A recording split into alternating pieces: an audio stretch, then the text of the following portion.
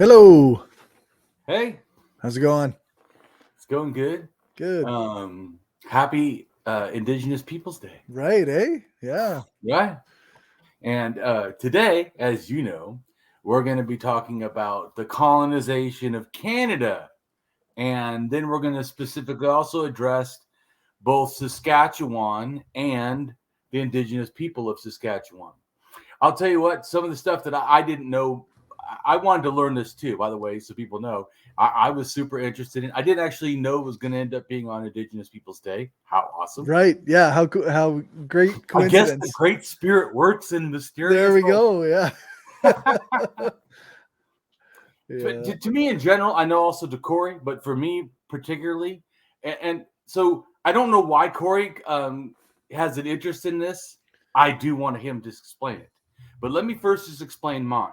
So for me, I didn't care that much before. I mean, I Mm, had a little understanding, but I was basically, suffering under, white privilege of not having to know. right. Right. So, so but what happened is in my journey to, in a sense, debunk religion and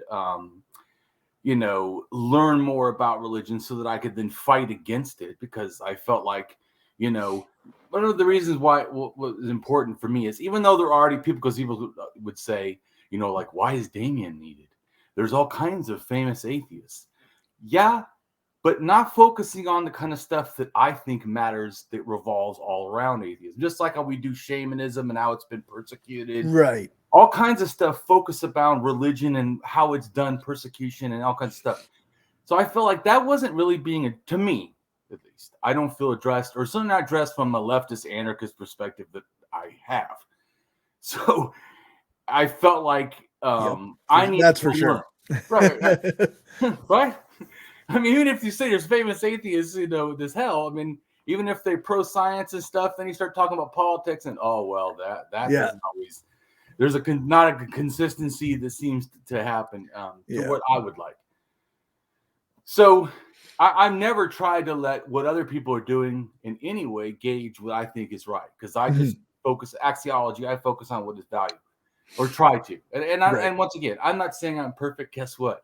Because I'm still, in a sense, an emotional thinking baggage machine trying to use axiology. Axiology is not bad, but my vision can be very skewed. Like I was saying, and sometimes people get this wrong. Like you said before about, can white people be, in a sense, racist that think that they're not racist?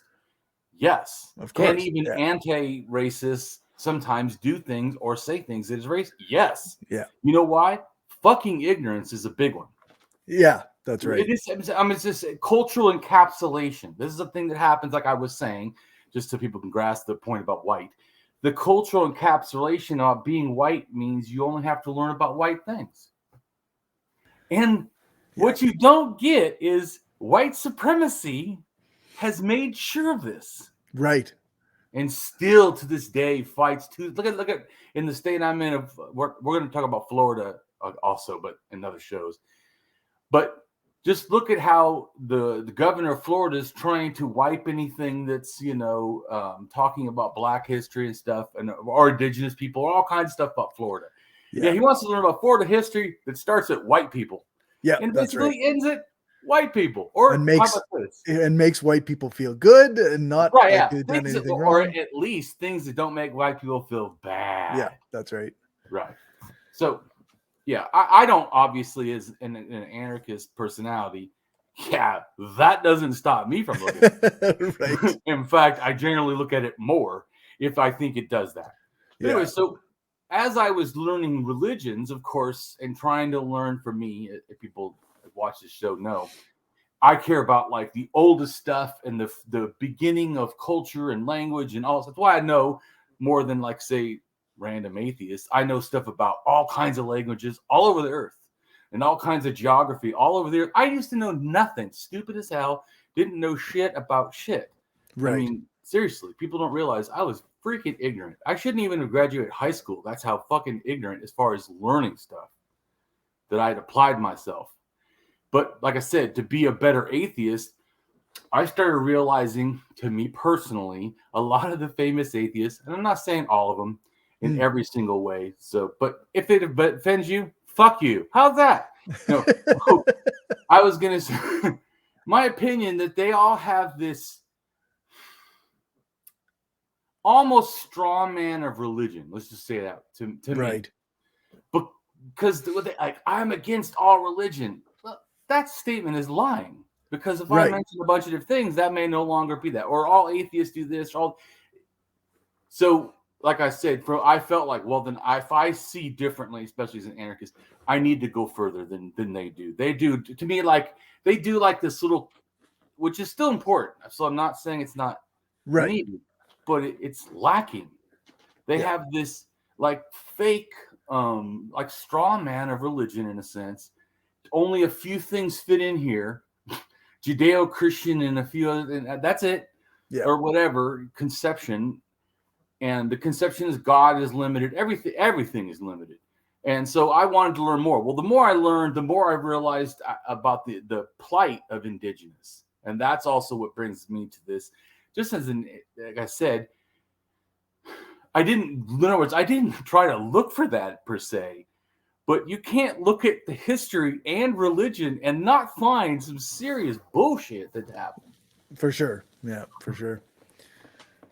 Yeah, it's Go ahead and tell us what makes you. So that made me care. I started caring more, and also I started seeing, just so people know, I started seeing more socialism, anarchism as a natural thing in Indigenous and not in advanced supposed society. right. And Right. To what I'm talking about, Western mentalities. I see some of the Indigenous people extremely advanced. So yeah, For so go sure. ahead. Yeah, I guess I've kind of, as I grew in my opinion, my interest in social justice, I kind of started seeing more, because in Canada we have there is a large like social justice or Indigenous justice movement. There's like the Reconciliation Commission, and there's Right. the movement for murdered and missing Indigenous women. So there's these things that were there that I didn't, as a person interested in social justice, I sort of, I tangentially knew about them. But then I think it was in 2000, I want to say 16 or 2017, a young man by the name of Colton Boushie was murdered when him and some friends drove onto a farmer's yard, and the farmer felt that they were there to steal from him or endanger his family. So he shot and killed Colton Boushie, and then he was found not guilty of any crime at all. So that really got me, like, that's when I started wearing a shirt that's like says Indigenous Lives Matter, and like started really getting into like the learning about colonization and learning about Indigenous rights and whatnot. And I have to admit, I'm still profoundly ignorant on the subject, but I have learned a lot about like land back and decolonization because of that impetus that it got me interested. And I started listening to Indigenous led podcasts and YouTube channels, and like Pam Palmer is a very well-known Indigenous podcaster and YouTuber here in Canada. So I follow her work quite a bit. And then Media Indigena, which is a great Indigenous podcast. So there's lots of resources that I've kind of tried to expose myself to ever since that incident. Well, I hope that you take time to read through the blog that I made for both of us, and on this different stuff. And there's a bunch of videos attached. I watched them all. Right. Yeah, you sent me the links. I haven't watched all of them yet. Links. But... Yeah, for this show, the next 2 shows after this will be about Florida and America, and each one will start with like 2 videos. Oh, okay. So I break the videos up a lot because sometimes they say and do things I don't care. It's not important. It's not that you couldn't watch the whole thing and it'd be beneficial, but I only care about really, focusing on the stuff that's important about like violation, and then we're going to talk about it But anyway, so I think it's really great. Like I told you before, and I like you more. that you're pro-indigenous, or that you care about it, or that it's you.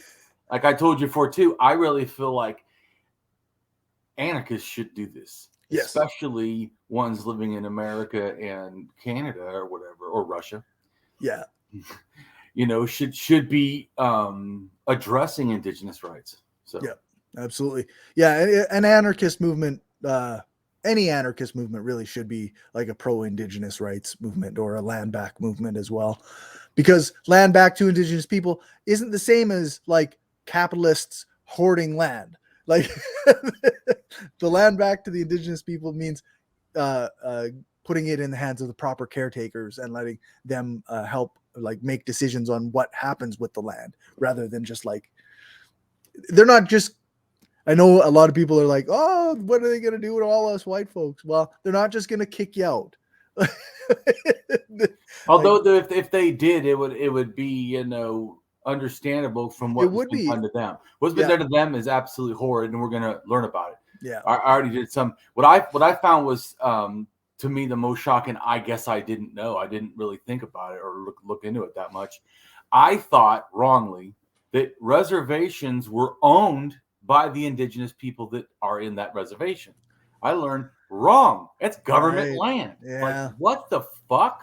Yeah. I mean, just that alone already, I was irritated. Oh, fuck. What this is bull. They don't even own the reservation.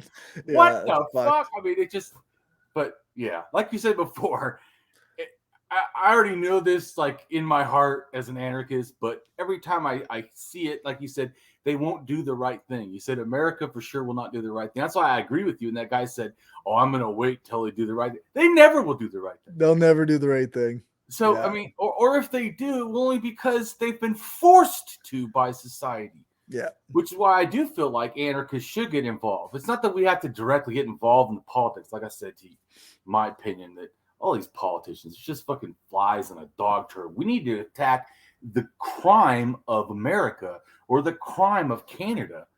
I mean, that is what's really more, like, as one person said, oh, how things are going, it's going to be the end of an empire. And I said, well, actually, I hope the demise of the end of the American empire. Yeah, so, that's right. I mean, if you're saying we should have social justice, yes. If you're saying that we should support the empire of America, I'm sorry. The end of the empire is actually better for everyone. That shit. It's like, yeah. Let me clarify for you. You're missing the anarchists. I know that's why sometimes I fall all over the place. Like what kind of they think, what kind of political idea. Because they'll say one thing and I sound left as hell. Say something else, they might almost think I'm a rightist. But like that's mostly their own ignorance. Their own ignorance. Because if they actually knew, I'm far left. So yeah, that's right. Everything about me fits far left. I mean, it doesn't. Yeah. In fact, I probably slowly get more there from you and my wife. Right. Slowly pulling more and more to left. Yeah, and because I go, yeah, why not? Axiologically, really, is there a reason not to be more left? Yeah. Anyways, so we don't have much time because there's so much to talk about. Right. Yeah. So let's get into the videos. Okay, so we've got the first one is a segment from, what is it called? Timeline of Canadian History. Right, and we're just, so people know, there's a lot more explaining this map. We're just gonna, it'll be, so if it's a good thing to watch if someone else wants to go watch the whole thing. I'm just gonna quickly move this over here so that I can take a peek at it. Yeah, so we've got a pretty decent segment of this, but here we go. Because he explains the maps, and I think this is important. I don't address the first one because that one in the corner is total bullshit. He has 3 arrows, which should probably be 5, and 1 going into straight north and not down. This one right here shouldn't even be there at all. He even says, I'm sorry to people to go on this, but he even says in the video, well, this is not supported by mainstream, Yeah, because it's horseshit. So take it off, incorrect. Put a big question mark, cross an X through it. And like I said, there's more than this. So this isn't a 3 is, anyways, good thing. I just wanted to address it because you can see it here, and if you watch the video, he does explain it. Okay. Everything came from this side, including even Polynesians, maybe from Easter Island, make it to the Americas, or people from the Americas make it to Eastern Island and meet the Polynesians. Oh, but somehow someone must have gone back because there's some items the Polynesians get. Once again, though, it's all on the west side. Anyone proclaims something came from the other side, right? Besides before, Europeans came, later at the 15, 100 or whatever. But this right here is total nonsense. Just so people know, that's my opinion, and everybody practically who's an archaeologist. Right. All right. The next map indicates some of the earliest landings by European explorers. The first Europeans to arrive were the Vikings. They arrived long before Christopher Columbus, in about the year 1000, and they had at least 2 settlements on the island of Newfoundland. But these Viking settlements were long gone by the time other Europeans started to arrive. During the European Age of Discovery, the first explorer to arrive was John Cabot. He sailed for England but was actually Italian. He landed in Newfoundland, just 5 years after Christopher Columbus landed much farther south. The first European to sail down the St. Lawrence River to the interior was Jacques Cartier. He famously claimed the land for France, but the earliest attempt at a settlement was actually by the Portuguese in Nova Scotia, but that settlement failed. So if we look at the map in the year 15... So let's just explain. So someone shows up, a visitor, for the first time, and then land that's already full of people, you claim it as yours for another country. Just think about how fucking insane that is. But keep going. And also, look at how much of Canada was all indigenous. Yeah. What a beautiful sight. Go ahead. Yeah. 1890, almost 100 years after Christopher Columbus and John Cabot, there are absolutely no Europeans living in Canada. However, there was quite a bit of fishing going on in this area.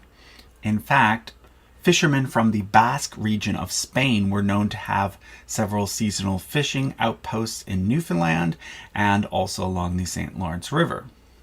But by 1630, things had changed. The English had settlements near Boston, but also in Newfoundland.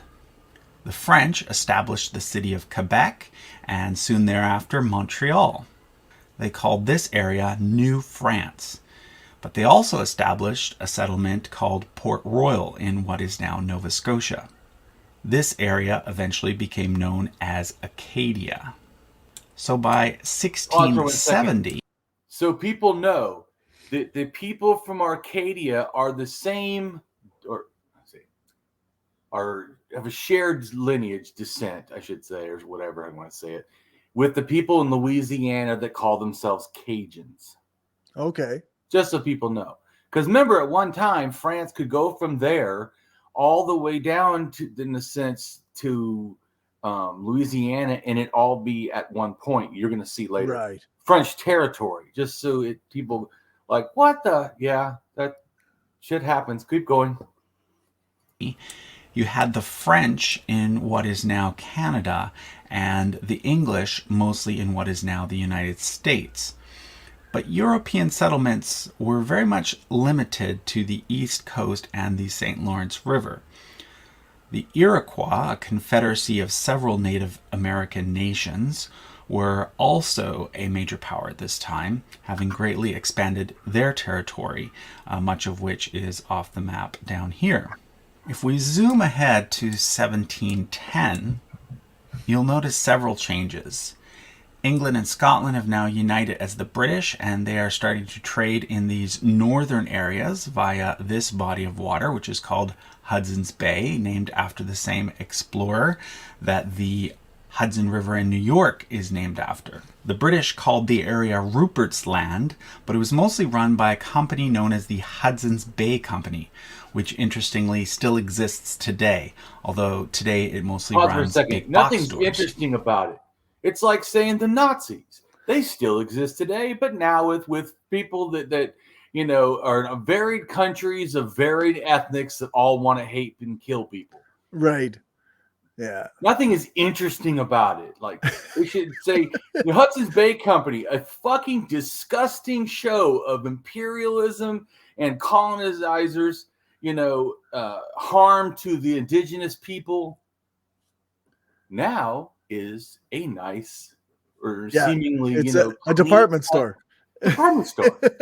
Yeah. It's like how Canada cleaned itself up, where I thought it was a land that was, you know, kind to Indigenous people.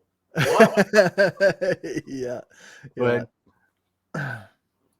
You'll also notice that the French have greatly expanded their territory and in fact are starting to build settlements along the Mississippi River, which is off the map to the south. They called that area Louisiana after the great King Louis XIV. And this period was the golden age of New France. But it was also around this time that the British and French started to come into conflict more and more. They were fighting various wars against each other in Europe, and these wars often spilled over to their colonies as well. The first area that the British took over was Acadia. First the mainland, and then Cape Breton Island as well. Around this time, an event known as the expulsion of the Acadians occurred, and many Acadians ended up moving to Louisiana, where they became known as Cajuns. By 1763, however, the British had defeated all of New France. And about a decade after that happened, Britain's American colonies down here rebelled and declared independence. So in 1790, the map looks extremely different. In 1750, you basically have the French up here and the British down here.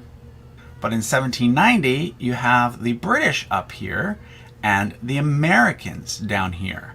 So at this point, the United States of America now exists, but Canada does not. The area shown in red that's something I is... didn't know. Right? I didn't know Canada as a country was so young. Yeah. Seriously, Yeah. I did not know that. simply known as British North America. At this point, you get a lot of people from America who were known as loyalists because they were loyalists to Britain, moving up from America into former French territory. They established the city of York, which eventually becomes Toronto, Canada's largest and most well-known city. Notice, though, that the West is still basically entirely First Nations, and even this land in the middle, although claimed by Britain, is actually just a trading area and has not yet been settled by Europeans. Although I by hate that word. 1790... Pause for a second. Settled. Yeah. Fucking. I mean, Yeah.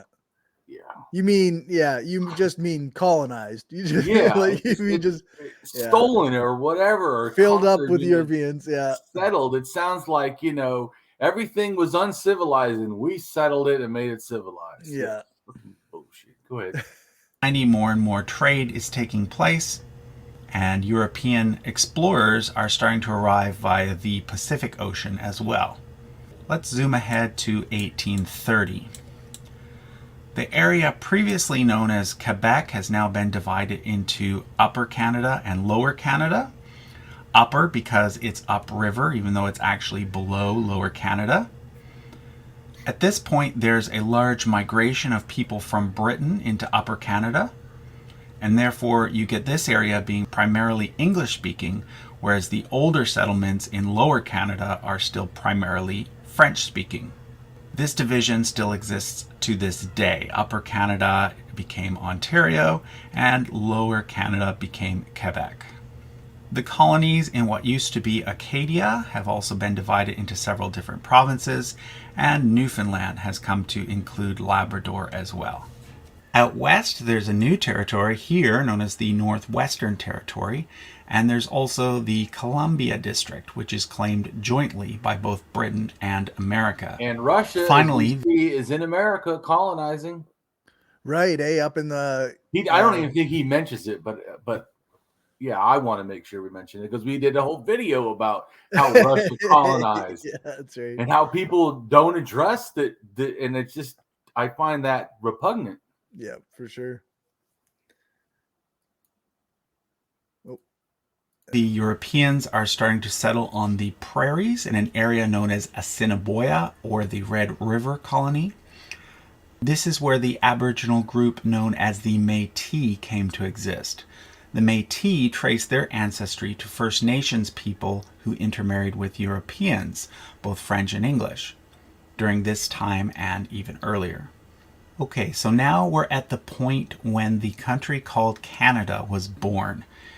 In the year 1867, 4 provinces, Ontario, Quebec, New Brunswick, and Nova Scotia, joined together to form the Dominion of Canada.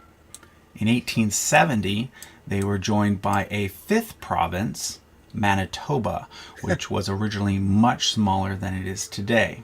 But this was actually not a peaceful process. There was a Métis leader from the area named Louis Riel, who led 2 rebellions against the Canadian government. He lost both times and was eventually executed for treason. He's since become a sort of folk hero, especially among French speakers, and to this day is one of the most famous figures in Canadian history. In 1870, this large area here also became part of Canada, but was simply called the Northwest Territories. It was not a province because it was mostly unsettled by Europeans at that point. So the bright red sections are Canada, and the dark red sections are not. At this point, British Columbia, Prince Edward Island, and Newfoundland were colonies of Great Britain, separate from Canada. But by 1910, BC and PEI had joined, and the provinces of Alberta and Saskatchewan had formed out of the Northwest Territories. Yeah. Only Newfoundland remained separate. There's also a new territory here known as the Yukon. It was the time period between these 2 maps that the darkest chapter in Canadian history began, the residential school system. Mm-hmm. The residential school system was a network of boarding schools for First Nations children that was funded by the Canadian government and usually run by churches. The purpose was to exterminate First Nations culture and to instead assimilate First Nations children into European culture. Children were forced out of their homes, away from their parents, and placed into these schools, where all sorts of abuses occurred. It wasn't until 1996 that the last residential school closed, and it's only been within the last 10 years or so that Canadians have started to come to terms with what happened. A Truth and Reconciliation Commission was established in 2008, and it published its findings in 2015. So this is still a very recent issue for Canadians, and there are both Indigenous and non-Indigenous Canadians who are working on trying to figure out how best to repair some of the damage caused by the residential school system. But we didn't quite finish looking at the map, so let's return to those. By 1950, Newfoundland had joined Canada as its 10th and final province, and the only changes to the map that have happened since then are that Newfoundland was renamed as Newfoundland and Labrador, and the territory of Nunavut was formed out of the eastern half of the Northwest. That happened in my lifetime. None of it wasn't a territory. It was all Northwest Territories when I was a kid. Territories. Yeah. So what is your thought on what was presented? You certainly probably know more about Canada than I do. Well, I mean, it's very broad, right? But yeah, no, it's pretty close, like to what I remember being taught in school. Although, I mean, with a little bit more emphasis on like the existence of Indigenous people, like we didn't really learn that they were theirs, except as like, just random people. Like we didn't get the impression growing up that that this was a populated country. There was people here, but it wasn't populated. Was the idea. we were helping them out with school so they can have free school. Yeah, that's right. No. Yeah. And the last residential school wasn't the same as the old ones, but it was still a residential school. And it closed in 1996, which was I had graduated high school by then. I was an adult at that point. Yeah, no, I find that absolutely disgusting. Yeah, it's fine. So go ahead and play the other video so that we can. Okay, so I think I've got these in order here. Before Canada was called Canada, it was called Turtle Island by the native people who have lived here for thousands of years. There are different stories of why it is called Turtle Island, and they vary from tribe to tribe, but there are many things that stay the same in every story. This is a Pause 1 story that second. To me, this relates to the Earth Diver myth, which does, or there's an archaeological or anthropology, I can't remember now. But anyways, that studied the movement of this myth from Siberia over, and it's believed to relate to maybe either the direct or the descendants of the Bar culture in central Siberia near Lake Balka, which also people, like I told you before, Lake Balka, south of it, just south of it, which just the southeast of it, southwest of it is where the Bar culture was from, 24,000 to 15,000. But just on the south part, almost straight down, is where the Turks come from, and then just a little bit more to the south and east is where the Mongols come from, in a sense. Okay. So, I mean, they could have, or certainly had a bridging out point. They went there, and then from there went other places. Let's put it for sure that way. Okay.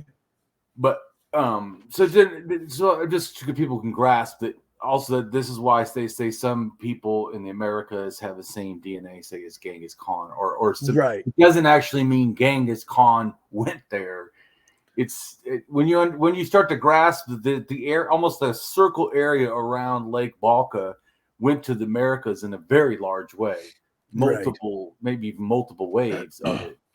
Yeah, you start to grasp why stuff can match. But anyways, this, just so you know, this belief is that the mounding up of dirt out of the ocean, of no dirt at all, no land. And like I told you, not exactly, but this similar kind of thinking is even the Egyptians, that the first land was a pyramid of earth mound out of the sacred waters or whatever, and that's all creation in a sense. And the top of the pyramids are called a Bodin stone. Maybe it's pronounced differently because, once again, I suck at that. But that stone is supposed to represent creation and the mound of creation, which this is, in a sense, when they say, like, not all Native people have the exact same one, but some will say that the turtle is where they put the dirt to mound it up. It's on the turtle's back.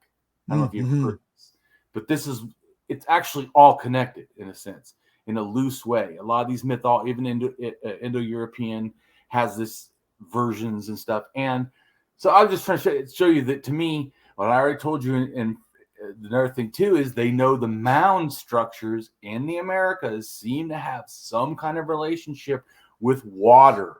And water and a mound is what this is all about. Okay. Just so you can, once again, teaching people religion, that all of this, to me especially, is not disconnected. It's not like they came, made their own. Oh, no. Right. It's like everything's connected. Right, in a loose way. So it's not exactly the same, but it's not different either. It's not. Right. Including the native people. Now, once again, not all of them have this mythology, but a lot do. And certainly there's definitely, like I told, the archaeology even said that the archaeologists felt, like the ones that work on the mounds, that the mounds in America have some relationship to this mythology. So, which I told you, I want to do a show on the mounds one of these days. For sure. Because I think it's just absolutely cool as hell.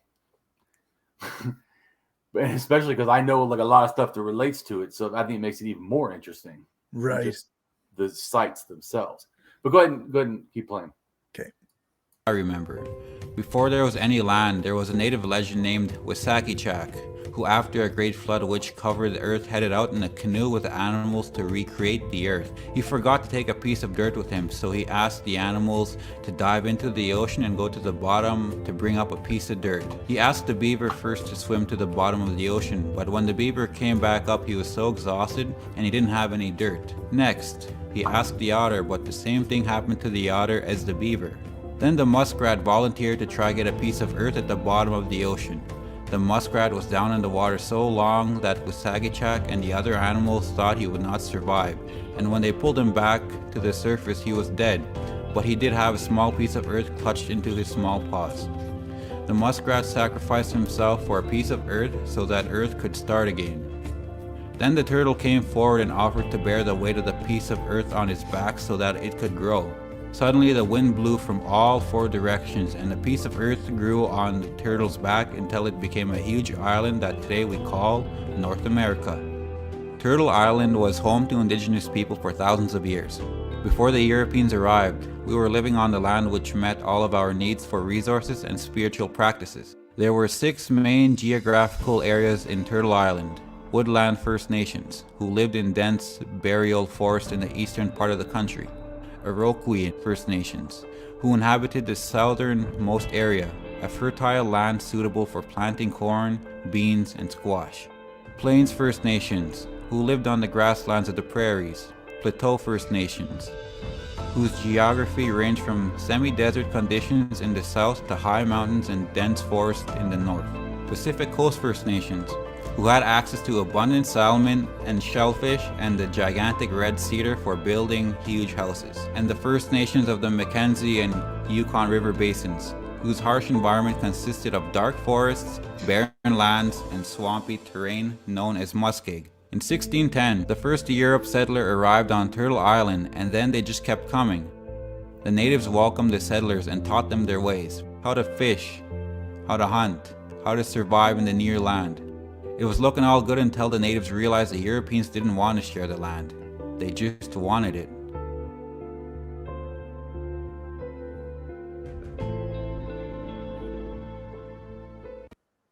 And that's even a problem today. The Americans, Canadians, or even Russians do not want to share the land. No, that's right. So this is not a beginning colonization problem. This is a continuing colonization that's right. problem. To me, at least. Yeah, for sure. It's I think that video goes back to, like, it should demonstrates like that land back as a movement. It's more about sharing the land and having, responsible stewardship of the land, rather than, like, it's not about like the colonizer mentality, which is like to hoard the land and to keep it all for themselves. Right. Which, like, because they want to sell and then sell it and whatever. But yeah, it's a totally different mentality. But also the reason, just so people know, which is easy in Canada and in America, but only if you pay attention, is that broken treaties. I mean, literally in law, right? Under law, Canada and America made treaties with indigenous, nations, and then broke every fucking treaty. Yeah. Just like this, there's a rule of thumb that does not mean it's 100% accurate, but the rule of thumb is that there's not one treaty that America, or Canada in the sense, followed through with forever, and there's not, in a sense, one treaty that the natives broke. It's always been the colonizers' problem, and that's why, to me, and it's like I said, I feel like natives, even if it wasn't any land back to give back, just what happened to indigenous children, I think there should be reparations. For sure. Period. Even if nothing else that happened, right? Yeah. So I think once again, this reminds me, at least for me, because of axiology, I don't see like all the different issues as one issue. Right. So in other words, my point is, if you let's just say they give land back, does that solve how they treated native children? No. Fuck no. No, that's right. Is that good enough? Fuck no. So I'm just making like you said, well, they're not going to do the right thing. But what is the right thing is reparations for how you fucking treated children. With under state. Anyways, so just like another thing with the land back, half of America, same with Canada, but half of America, because I'm more versed in America because of being, American. Sure. Half of America, literally, if America were to have somehow stick to its treaties, would be indigenous anyways. Right. So this bullshit of seeing like land back as somehow we have to wrongly, give people. Like you actually stole it. Like you actually broke treaties and stole it. You just like I don't know if you'd heard. I don't remember now how long because it's not something I totally focus on. But it wasn't too long ago, within 10 years, right? I guess I can't remember. The Supreme Court, right, agreed with an indigenous person that half of Oklahoma legally is indigenous land and not the government's. Yeah. Or whatever. So because it obviously is. But like you said, and so the Supreme Court said, yes, that is correct legally. So, but just imagine how fucked this is. They agree with that. Did 5 feet, 10 feet, any amount, fucking, given back or sovereignty and reinstalled or something? No. Nope. Fuck no, because America's not going to do the right thing, as you've already said before. Of course not. It's Yeah. like Canada. Even when they say they did the right thing, they fucking don't. No, that's right. So, yeah. All right, so we got a couple more segments here to watch. As early as 1637, there were experimental settlements that were created so the indigenous people would adopt Christianity. This was the beginning of reserves in Canada. As more and more settlers arrived, they needed more and more land. Colonial authorities saw reserves as a way to stop conflict between indigenous people and settlers. For thousands of years, we had our traditional land which had been used for generations for hunting and fishing to support our families. As settlers began taking over the land with the European farming practices, our way of life did not fit in this new economic system, and so they needed to find a way to set us aside. We were forced into small designated areas which were sometimes nowhere near our traditional lands and ceremonial sites, and a lot of times there were no resources which set us up for a future of poverty. These pieces of land were not owned by the indigenous people. The government owned the land and controlled almost everything that happened on the reserves. In some of the areas of the country, indigenous groups and the government started to sign treaty agreements to share the land and resources with settlers in exchange for the guarantee that traditional activities such as hunting and fishing would continue undisturbed and their practices respected. Not only they would be confined in a small area indefinitely. Okay. The government decided that the way to civilize Indians was to use farming as a tool. Even though we had lived on this land for thousands of years, Indian agents and farm instructors were to teach Indians how to farm using European practices. Many of the reserves had been located in areas where the land was unsuitable for farming, which made success almost impossible. Later, government agencies would use the low success rate as a reason to reduce the size of the reserves because we were not making good use of the area we had been forced to live in. Even though farming was almost impossible on many reserves, in Saskatchewan and a few other areas, some of the Indian farmers became... Is that not some fucked up shit? Yep. Tell them they have to do it by this way, and then when you don't feel that their production is high enough, because of course, once again, how much excess did they produce? Let's just remember, it's two different kind of societies, right? In general, are they producing to have excess surplus? Probably not, because that's more of a capitalist mentality that we need 10 warehouses of fucking food, that might go rancid, some of it, before we can even sell it. But hey, at least we were ready to sell if we needed to or whatever. I mean, but I'm just saying. Yeah. Oh, you didn't.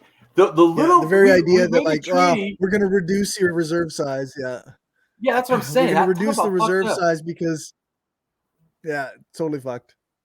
Totally fucked. They shouldn't have reduced the reserve size.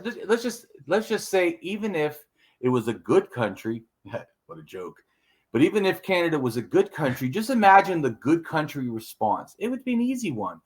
Oh, wow, it doesn't seem that you're doing this to this level. Let's send some people into, I don't know, fucking help you. You're not doing it the way we like. Fuck it. Let's just take more of your land. Yeah, so now you get less land.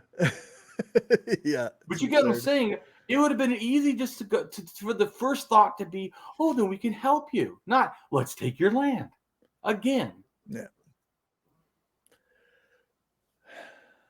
Became even more successful than the settlers, and so this created a whole new problem, and quickly the government brought in a new policy to protect the settlers from losing their market share. In 1880, the government changed the Indian Act so that the First Nation farmer had to have a permit to sell cattle, grain, a load of hay, or produce, and they also needed a permit to buy groceries and clothes. This was called the permit system. To make sure that the permit system gave the advantage to the settlers, the policy also made it legal for the settlers to buy goods and services from First Nations farmers. This went on for 70 years, making it almost impossible for us to generate any income from our efforts or support our families until slowly after 1951, the government stopped enforcing this law. Yeah, so at first they weren't doing it good enough.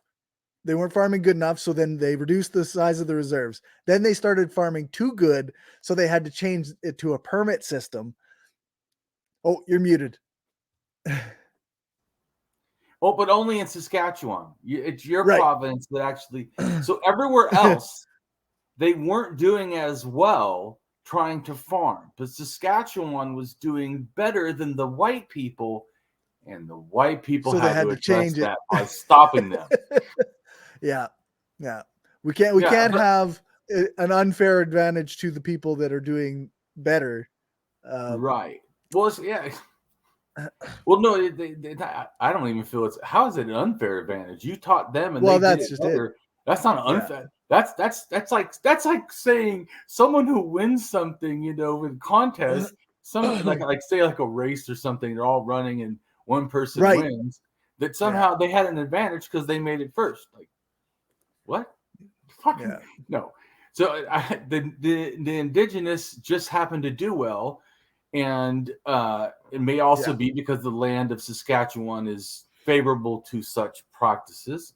For sure. Which is also probably what the whites thought when they said, let's fucking stop them so we can make all so the we money. can take it. Yeah, that's right. Once again, the mentality is not to share the land, not even to both do well, right? Because that's the bullshit. That's why the bullshit I thought about Canada is they treated the Indians wrong by taking their land. But now the Canada was this good, safe place. And then I thought, well, surely, non-city Saskatchewan must just be a model of Indigenous, interaction. No. Oh, the fuck no. No. As bad as anywhere, for sure. Maybe worse. Well, worse than that. Because imagine everyone else, you tell them you're a failure. Saskatchewan, that they tell them, we failed and thus you must suffer. Yeah, that's right. One more. In 1873, Canada's first Prime Minister, Sir John A. Macdonald, created the Northwest Mounted Police.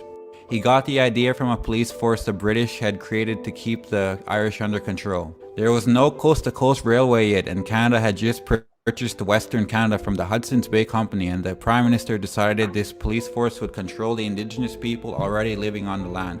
The job of the Mounties was to clear the prairies of Indigenous people and to move them onto reserves whether they are willing to go or not. History books, commissions, inquiries, and public apologies reveal what happened next. Indigenous people who resisted were starved onto reserves. Then in 1885, the government was worried that natives would leave their reserves to join together to resist and fight, so they made it so that Indians were forbidden to leave their reserves unless they had a signed piece of paper from a government Indian agent. This was called the pass system and was only going to be a temporary thing, but it ended up staying in effect until the 1940s. What it meant is that if an Indian wanted to leave their reserve for any reason, they would have to say where they are going and for how long, and it was up to the Indian agent if they were allowed to go or not. This pass system was also used to stop parents from going to see their children who were put into residential schools. In the 1950s, the government tried to destroy... Is that not some fucked up shit? Even to the point that you can't even see your kids?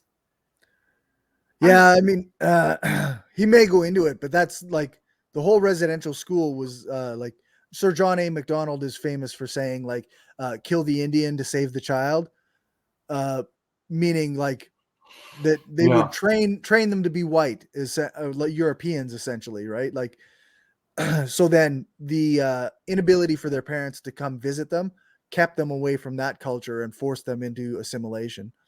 But just think of how disgusting that is. Yeah. No, fucking horrid, man. Yeah. Inhuman. Like, how would you treat people like that? It's just terrible. Yeah. All evidence of the past system which were stored in Battleford, Saskatchewan at Indian Affairs, but a few of the documents were saved to prove this system existed. In 1883, Indian Affairs policy on First Nations education. So throughout this video that we're using, they start off with the clean Canadian version and the Indigenous version. The Canadian version, the Indigenous version. I left this one because she also addresses a little bit, but it's interesting to hear how bad it was and then kind of hear this more clean Canadian version. Right.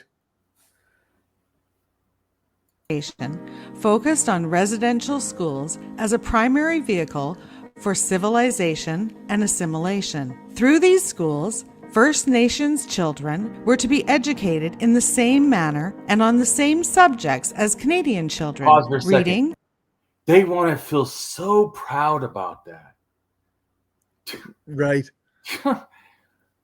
Yeah. What you did was horrid. Period. Yep. Writing, arithmetic, and English or French. At the same time, the schools would force children to abandon their traditional languages, dress, religion, and lifestyle.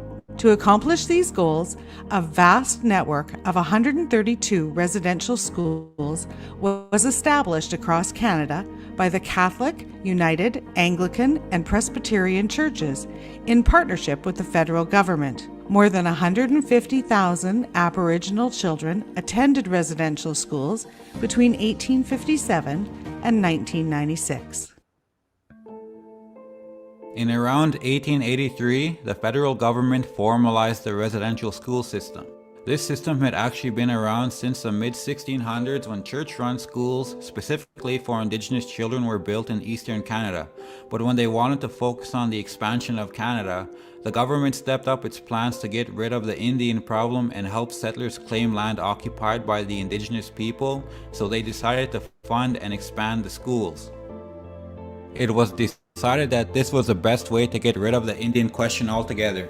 In order to make that happen, they decided that if they forcibly took children from their families and took away every aspect of who they are as human beings, if their traditional knowledge was erased, their identities obscured, and their voices silenced, they could take the Indian out of the child, and their problem would be solved. There would be no more Indians. Government Indian agents and officials from a variety of government departments were assigned to develop and maintain these schools. They would be federally funded, church-run industrial boarding schools and would be one of the many tools used as part of a broad, aggressive assimilation plan. The RCMP were dispatched and in charge of removing children from their homes and enforcing punishment on any parents who tried to stop them. Children as young as 4 years old were taken and siblings were separated from each other. When children arrived at the school, they were given steaming hot baths and rough brushes were used to scrub their skin raw because they were dirty savages. They had their hair cut and were made to wear European clothing, removing all visual aspects of their culture. They were forbidden to speak their language and were punished if they spoke anything other than English. They did not get the same education as the public system. Most time was spent doing unpaid labor which the schools relied on to run. Girls were taught to sew, cook, do laundry, and clean. Boys were taught carpentry, tinsmithing, and farming. And because they had so little time for school, most students only reached grade 5. By the time they were 18, they were sent away. More than 40% of the teaching staff were not actual teachers. Fort Albany Residential School in Ontario, also known as St. Anne's, was one example of the worst of the abuse to Indigenous children in Canada. It opened in 1906, and if it had not been for the persistence of the survivors of that school who began to tell their stories of excessive physical and sexual abuse publicly in 1992, the information about what happened would have disappeared. The government of Ontario then started a 5-year investigation, and the documents were released in 2014 that reveal stories of the children being locked in the basements for days, forced to wear soiled underwear on their heads for hours, forced to eat their own vomit, beaten with metal whips, and even being strapped to a homemade electric chair in front of other children while staff watched. There were stories of horrific sexual abuse to children of all ages by priests, nuns, and other staff at the school. Residential school survivors from across the country have stories of physical abuse, sexual abuse, emotional abuse, starvation, being part of malnutrition experiments, neglect, racism, and loneliness. These children did not know the love of parents, family, or their community, and were deprived of emotional caring or connection. One of the darkest elements of the residential school system was how many children died or just disappeared while attending. Between the abuse, poor sanitation, overcrowding, and severely inadequate food and health care, the government medical inspector Peter Bryce reported in 1907 that 24% of previously healthy Aboriginal children across Canada were dying in the schools. He also reported that this did not include the 47% to 75% children who died at home, where they were frequently sent when they were seriously ill. After reporting these facts, the government took away Peter Bryce's position and hid the facts from Canadians. Often it would take months for families to learn that their children had died while at the school. Many families never heard what happened to their children and still wait for answers to this day because they just didn't bother keeping track of the children who died. Said Senator Murray Sinclair, who is the former chair of the Truth and Reconciliation Commission. It was standard practice to include a cemetery alongside schools when they were built so they would have a place to bury the children who did not survive. Today, the people who attended residential schools call themselves survivors, to acknowledge the children who never returned to their families. More than 150,000 Indigenous children were taken from their families and forced to attend these schools beginning in 1883, and the last residential school did not finally close its doors until 1996. Orange Shirt Day began in 2013 as a result of residential school survivor Phyllis Jack Webstead discussing her experience when she arrived at a residential school in 1973 called St. Joseph's Mission in Williams Lake, BC. On her first day of school at the age of 6, she was wearing a new orange shirt with laces in the front that her grandmother had bought for her. When she got to the mission, they stripped her and took away her clothes, including her orange shirt. Phyllis's experience is used today to teach students about residential schools and their assimilation practices. The date of September 30th was chosen for the annual event because it is the time of year when Indigenous children were historically taken from their homes and sent to residential schools.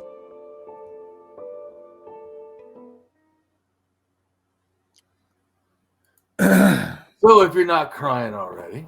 Yeah, no shit. Horror. Fuck's sakes. Like I said, this is the kind of thing that how can we as anarchists not know? Yeah. Yeah. It's some of the details, I guess I didn't know. Like I didn't actually realize that that's where the Orange Shirt Day started, was from that one woman having her orange shirt taken from her when she went to school. But I mean, every Canadian knows about Orange Shirt Day, at least in that it exists and it's supposed to be a thing for residential school survivors. But yeah, I would wager that most people don't know the actual origin of that. So that's and how about those other things that you saw that impressed you? It's one of these things like they're talking about the kids that died, and there's like over the last few years we found lots of like unmarked graves around residential schools.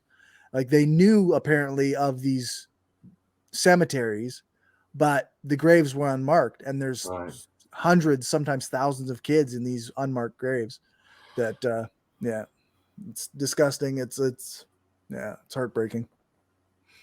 But like I said, this is why when people, that are on the right, get mad at someone saying, land back or support Indigenous rights. not realizing that, or I guess caring about the fucking horrors that the indigenous people have experienced. Yeah. And in fact, like there's like straight up like denialists in the same way that there's Holocaust denialists. There's residential school denialists who pretend that there's no bodies, that there was no cemeteries, that there was no dead, and they're just hateful people that are just lying about history. Well, but this goes back to the people that like to not get how important it is to talk about it in general, especially if like we are doing, if we live in these countries. Yeah. How can we fight for social justice and not care? I mean, yeah, exactly. Like, what?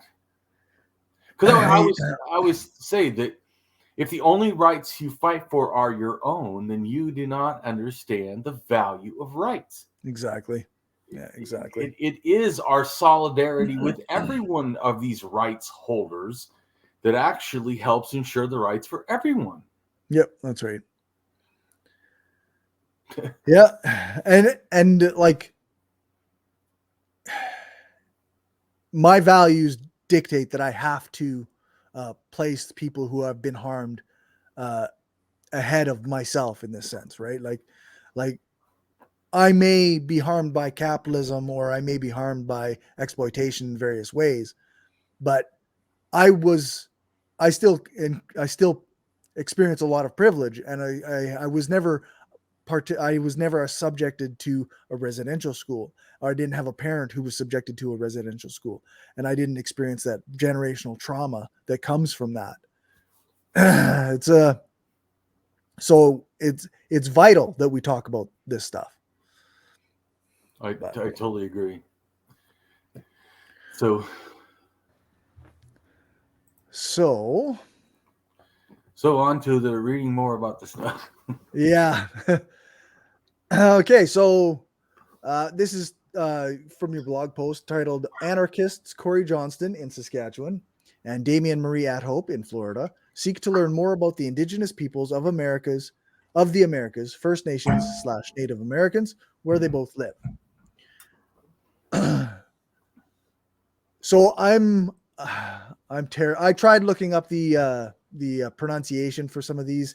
The First Nations of Saskatchewan are the Nihiwawak, or the Plains Cree, or then there's the Nakawininiwak, or the Saulteaux, the Nakota or the Assiniboine, and there's the Dakota and Lakota, or the Sioux, and the Denusilin, or the Dene or Chippewan. So Damien and Cory live around 40 hours drive apart. I thought that was interesting. Just Yeah, that's a long drive. Yeah, it is. Well, because a lot of people, when you and me are talking, assume that we must be living near each other, and right. Oh, that's not accurate. No. You're way down in the southwest corner or southeast corner of the country, and I'm kind of in the north. Well, I'm in southern Saskatchewan, but that's like north of the American border by a way. Right, so. Yeah. About in the center. Yeah. So Damien is an anarchist socialist. Anarchist relates to being against hierarchy, and socialist is about economic equity, to put it simply. By the way, that's just my because the reason I gave really quick, because people always go, well, what are those?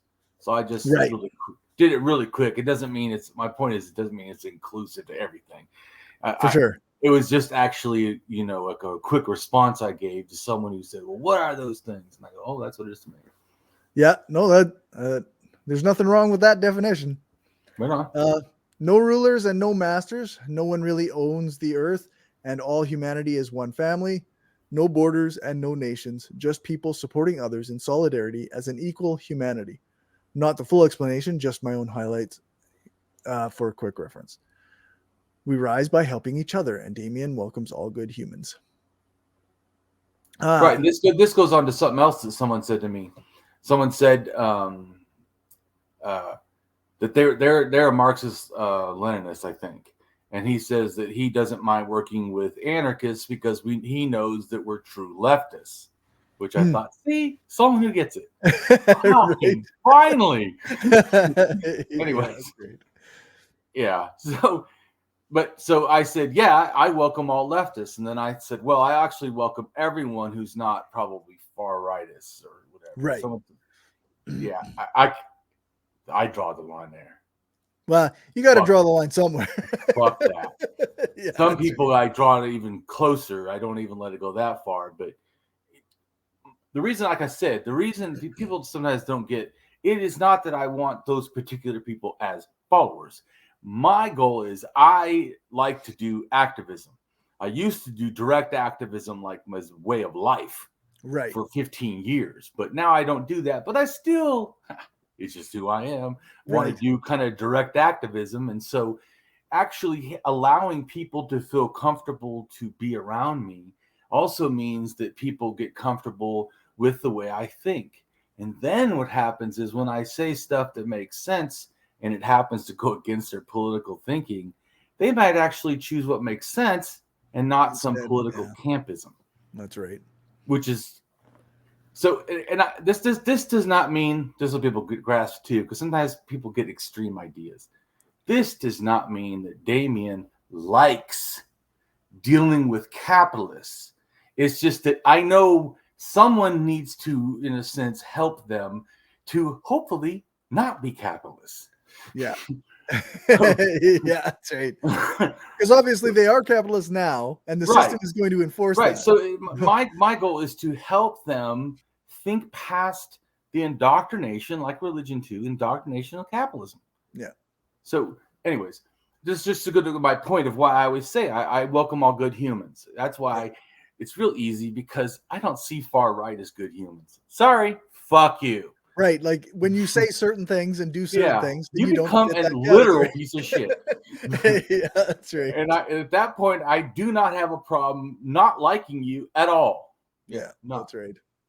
But so, anyways, I'm just saying that's to get people to grasp what I'm saying. That is what I'm saying, because some people get confused. Like, I don't think I'm a socialist and anarchist. Oh no, or a left. Oh, I absolutely do. Right. And I do know that I'm not foolish like an American, most people that think somehow that, Democrats are on the left. And right. They're not even in the center. So generally, they're just conservatives. I don't know. They may, anyway. So my point is, but that doesn't mean that I don't want to get to all these people. Right. I do.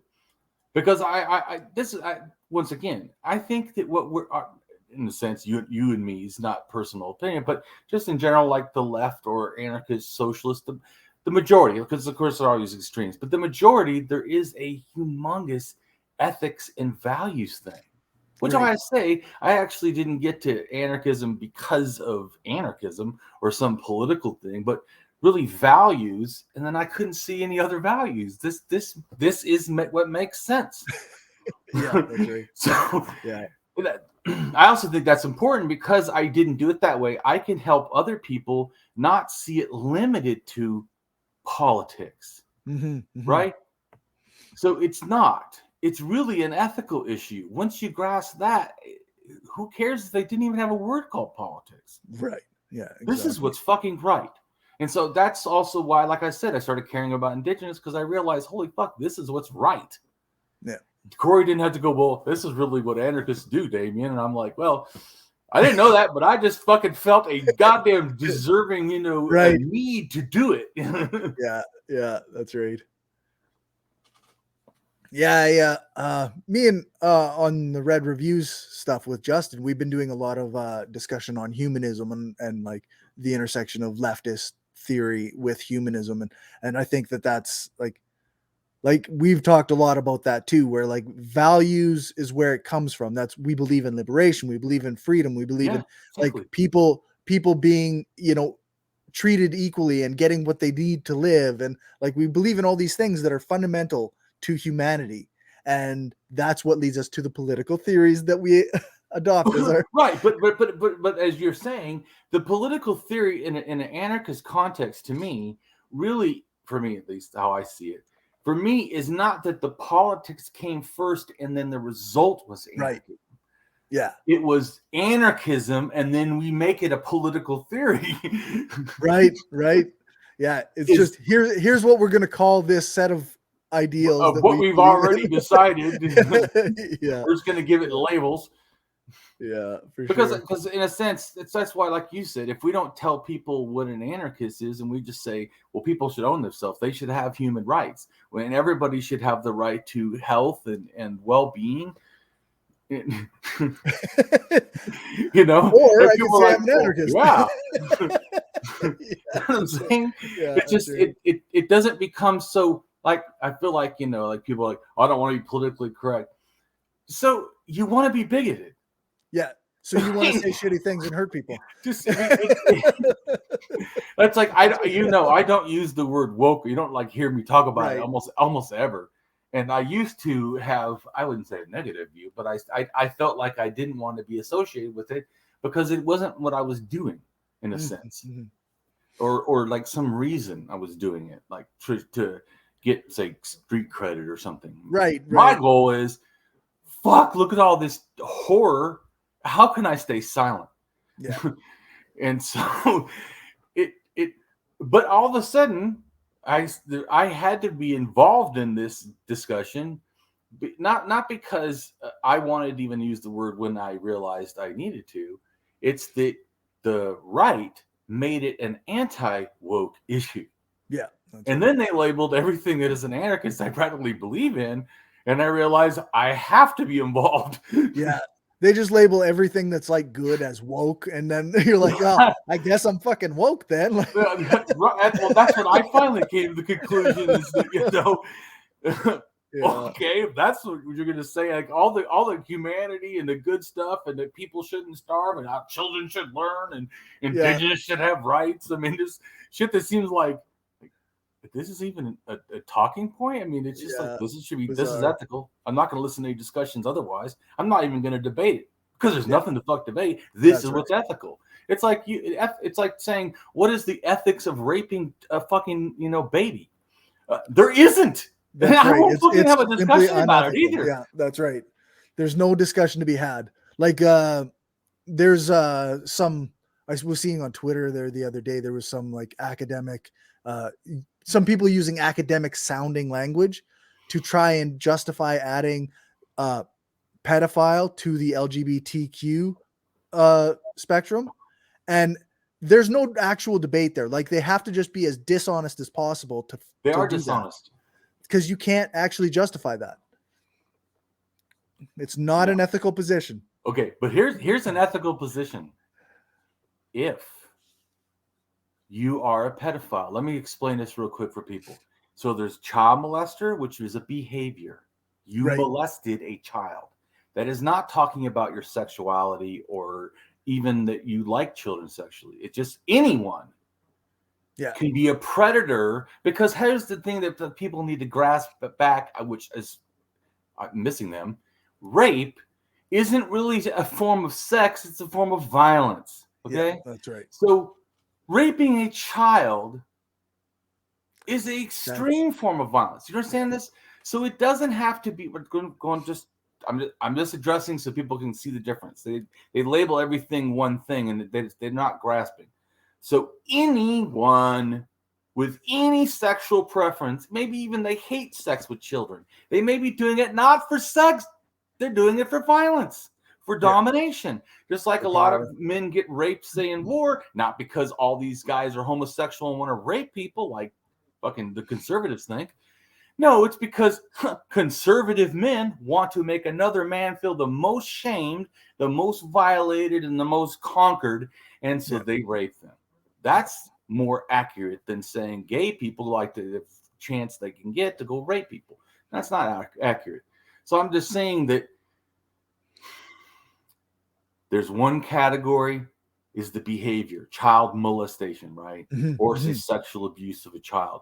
These are the behavior. Now, pedophile, which people use all the time interchangeably with the other one, means someone who is sexually attracted to children. Going back to what you were saying. Yeah. Yeah, but they're sexually attracted to children is not like a thing that we need to acknowledge, because that's like saying Damien, as a sociopath, has a tendency to want to do violence when violence is not necessary. Right. Because Damien likes to act inappropriate because he's a sociopath. Is that some excuse that Damien should go be a sociopath, or we should also worship sociopath We should just day, accept it, where yeah. everybody can go punch people in the face just because they fucking feel like it? You know, Yeah, or no, that's not how that works. right? Or should the world accurately demand that Damien does not act out violently, right? Yeah. Does not use violence as a tool, as a method, as anything. So, and let's put it this way: does it make me more respectable or less if Damien hurts people or chooses to not do it? Yeah, and so this is the thing. Sex with a child is you hurting a child. Whether you you feel an inclination to do it more than Damien feels an inclination sometimes just to punch people, doesn't mean I don't do that. I have not done anything like that in probably like 30, 40 years. I mean, a long fucking time. It doesn't mean that I don't have feelings. But, you know, that's because I'm inappropriate. My mind is inappropriate. So it has thoughts, but this is what I think is important. I don't choose to listen to that piece of shit. Right. You know, this is not a good thing. But so, to me, someone being born as a pedophile, this is not acceptable at all, because their desire, that's like if you could, which is not true, but if you could say someone is born to want to rape people, not children, but adults. Right. Should that be their sexual preference? Well, that's not a sexual preference. You can have rape play in a sense legally, where another person and you decide to agree to sex with rough play that's like rape or whatever. Yeah, that's right. That's different than you saying, well, now because I have this thing, I can go harm others. Some people are born with a desire, say like a sociopath or psychopath, and want to harm people. Should that be allowed? To me, it's no different. No. This hurts. You don't get to hurt people. So sociopath or psychopath could hurt people. That's not. We don't allow that behavior. Whether or not someone is not the same as the behavior. Right. So, anyways, I'm just making a point. So this is important to grasp. And the same thing, I think, when, like you said, land back or whatever, all they hear is you want something you don't deserve. Not realizing when they learn the true facts, if we look at a real accounting of history, actually, they deserve their land back. Yeah, that's right. I mean, legally. So I think it's easy to mix things together, but Yep, that's true. we need to see the thing. And anyways, like I said, it's always ethical. So to me, that's why it's, in a sense, not that hard for me to do the right thing. Is not that I have no inclinations to do otherwise. It's that I have, in a sense, a strong accountability I hold myself to, which I only found really when I got, the enlightenment of becoming an atheist. Because once I cut off God excuses for whatever and could always, get forgiveness, and I actually started living a life where all of my behavior matters all the time. Right. And there's no get out of jail card. There's no scapegoat. There's no getting out of it. Because I wanted to be an ethical human. And I make it even simpler. Sometimes I told you before, my deal is simple. Like, I like politics. My deal is simple. I want to be a good human. Yeah. That is a big goal of mine. So the goal of mine, everything in my life, I try to do towards that goal. How can I be a good human? What can I do to, become better? Like I said, and doesn't mean that I feel like I always achieve it, but I make it one of the goals of mine. Just like I've said to people before, and a lot of people laugh when I say, I want to be a kindness aficionado. I want to become so good at it. Yeah. Because I thought, what a worthy thing to do. Especially coming from a person who's more sociopath, and violence sounds reasonable. It'd be even better for someone like me to learn to actively be kind. Not be kind because it's like some second nature and I'm just Johnny Appleseed or whatever you want, some happy person would just help the world. Right. No, actually, I don't feel that way. And, but like I said, because of being an axiologist and putting everything about value, it's easier for me because I know that this has more value. It just makes it real.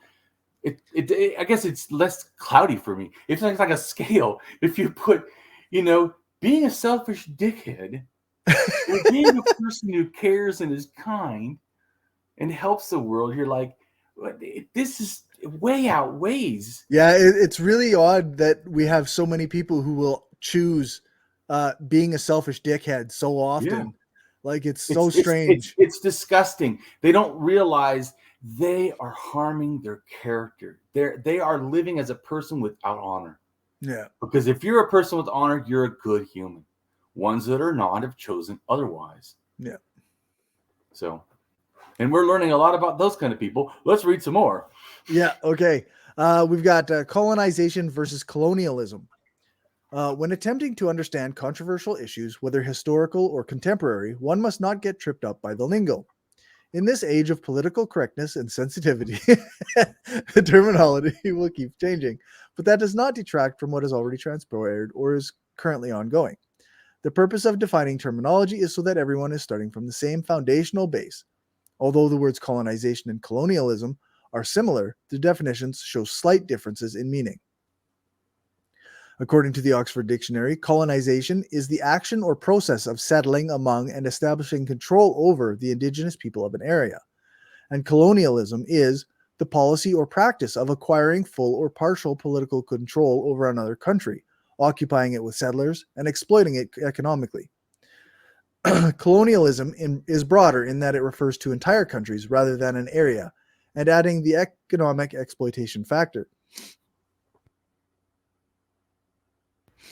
Whether the term being used is colonization or colonialism, the long-standing effects on Indigenous peoples in Canada and other colonized countries remains the same. And then we have a map of the historical treaties of Canada.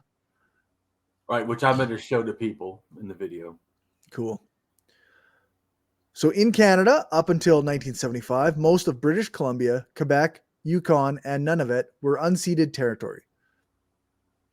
Since then, there have been some new treaties seeking to fill these gaps, such as the 1975 James Bay and Northern Quebec Agreement and the 1993 Nunavut Land Claims Agreement. Below is where things stood before 1975. The white areas of the map were those not covered by any treaty.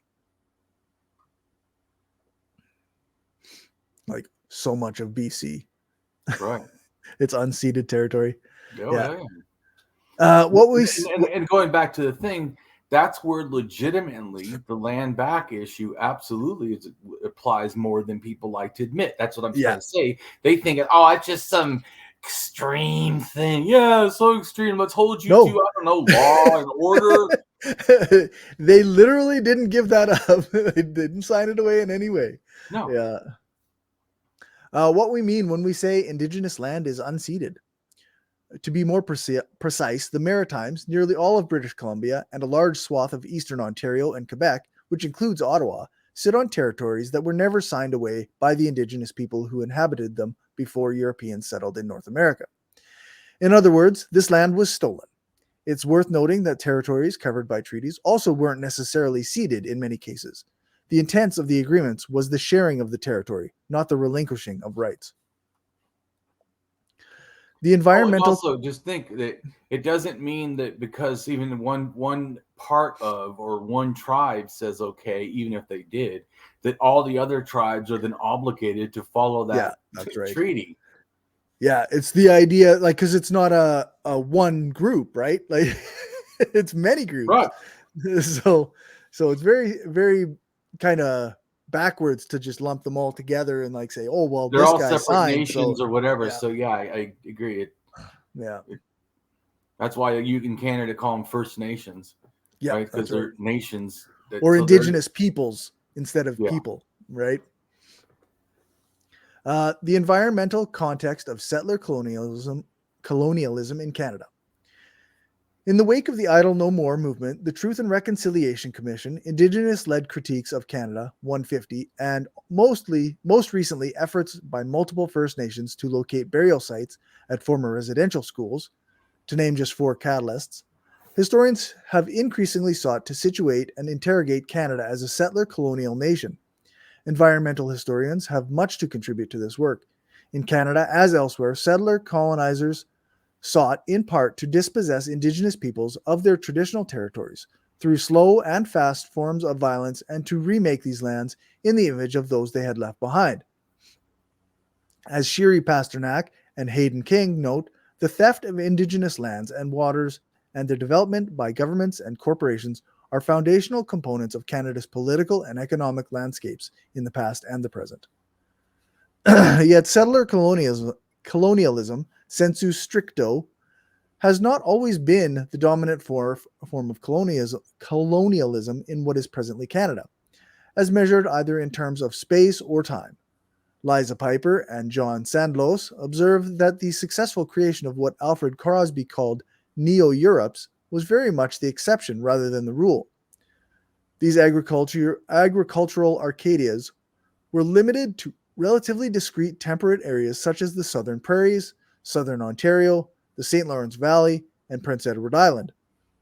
Likewise, scholars have dated the rise and consolidation of settler colonial forms of occupation and rule to roughly the late 18th century in the eastern parts of Canada, roughly the late 19th century in its western portions, and though this is certainly debatable, roughly the late 20th century in the north. Alan Greer has argued that 2 alternate forms of colonialism, imperial commercial penetration and extractivism, better capture the presence of Europeans and the spiraling consequences of their presence in Arctic and subarctic Canada. Colonialism is alive and well in Canada. When I hear about the arrest of peaceful land protesters, I think about all the times I've heard that colonialism happened, quote unquote, a long time ago. It never ended. When I see colonial violence in action, I grieve not only for those brave people who stand peacefully as they are overwhelmed on their own lands, but also for future generations who will be forced to pay for our hubris. The ongoing colonial violence with Hyalthkin Jim speaks to is not only manifest in Wet'suwet'en territory as hereditary leaders, community members, and supporters are being arrested for defending those territories. Colonialism remains embedded in the legal, political, and economic context of Canada today. A brief and brutal history of Canadian colonialism. Despite the painful history, there's always been Indigenous resistance. Is settler society finally waking up from 2021? In the weeks since the Tk'emlúps, Secwepemc First Nation announced it had found the remains of 215 children at what was once Canada's largest residential school in Kamloops. An opportunity to reconcile a painful past, a troubling present, and a hopeful future might be emerging. The Truth and Reconciliation Commission had previously confirmed 51 deaths at the Kamloops residential school, Indian residential school, but the Tk'emlúps to Secwepemc community had long believed that there were many more former students buried in unmarked graves. The discovery of 215 children's remains using ground-penetrating radar confirmed the horrific truth, and the ensuing grief among Indigenous peoples was public and palpable. In addition to the shock and outrage, and in spite of this deep sorrow, First Nations have courageously responded with compassion and solidarity. Since the grim revelation on May 27th, people have traveled from hundreds of kilometers away from Kamloops to support one another and pay homage to the lost children. Honor songs have been sung, prayers said, burnings and smudges offered, tears shed, and community connections reaffirmed. Experiences of Indigenous women under settler colonialism. If the meta-narrative of Canadian history excluded Indigenous people's stories, it rendered Indigenous women doubly invisible. Indigenous women show up at the peripheries of older settler stories, often exoticized by European observers, whose understanding of sexual relationships were particularly rigid. Individual women slip in and out of the fur trade records if and when they married, and then when were deserted by European and Canadian men. They might reappear if they married a successor trader from Montreal or Scotland. A small number loom large. There's Kateri Tekakwitha, the first Indigenous person in North America to be canonized by the Pope. The campaign to recognize Kateri began in 1680, shortly after her death at about 24 years of age, and culminated in sainthood in 2012. Her story, or versions of it, is similar to the Catholic Indigenous communities and beyond. Another widely known character is Thandelthur, who lived from 1697 to 1717, held out as a heroic figure in bringing peace to the Desulin, or the Chippewayan, and Cree of western Hudson's Bay. But for all of that, she was dead by the time she was about 20 years old. Kanwatsi Siani, I apologize, aka Molly Brand, had a long career as a diplomat and leader of her people, the Canaan Kihaka, and a life that ran from 1736 to 1796. There are other female figures who stand out in the meta-narratives, but not many, and none are so prominent as these three.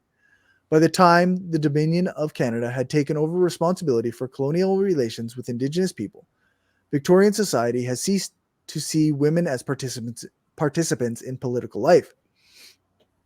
Indigenous women were treated by the Canadians as outsiders in treaty negotiations, and they were excluded from federally recognized leadership positions within their communities. Colonial values, as Carmen Watson points out, thus began to relegate Indigenous women to apolitical environments, effectively restructuring the socio-political dynamics that had existed pre-contact. Colonizers viewed Indigenous men as the gateway to establishing political or seemingly political relationships. Women, however, were seen as an impediment to the process, taking up spots that could be occupied by men. Given this erasure over the course of hundreds of years of colonial history making, how do we go about recovering and making sense of the histories of Indigenous women? The Canadian Indian residential school system was a network of boarding schools for Indigenous peoples. The network was funded by the Canadian government's Department of Indian Affairs and administered by Christian churches.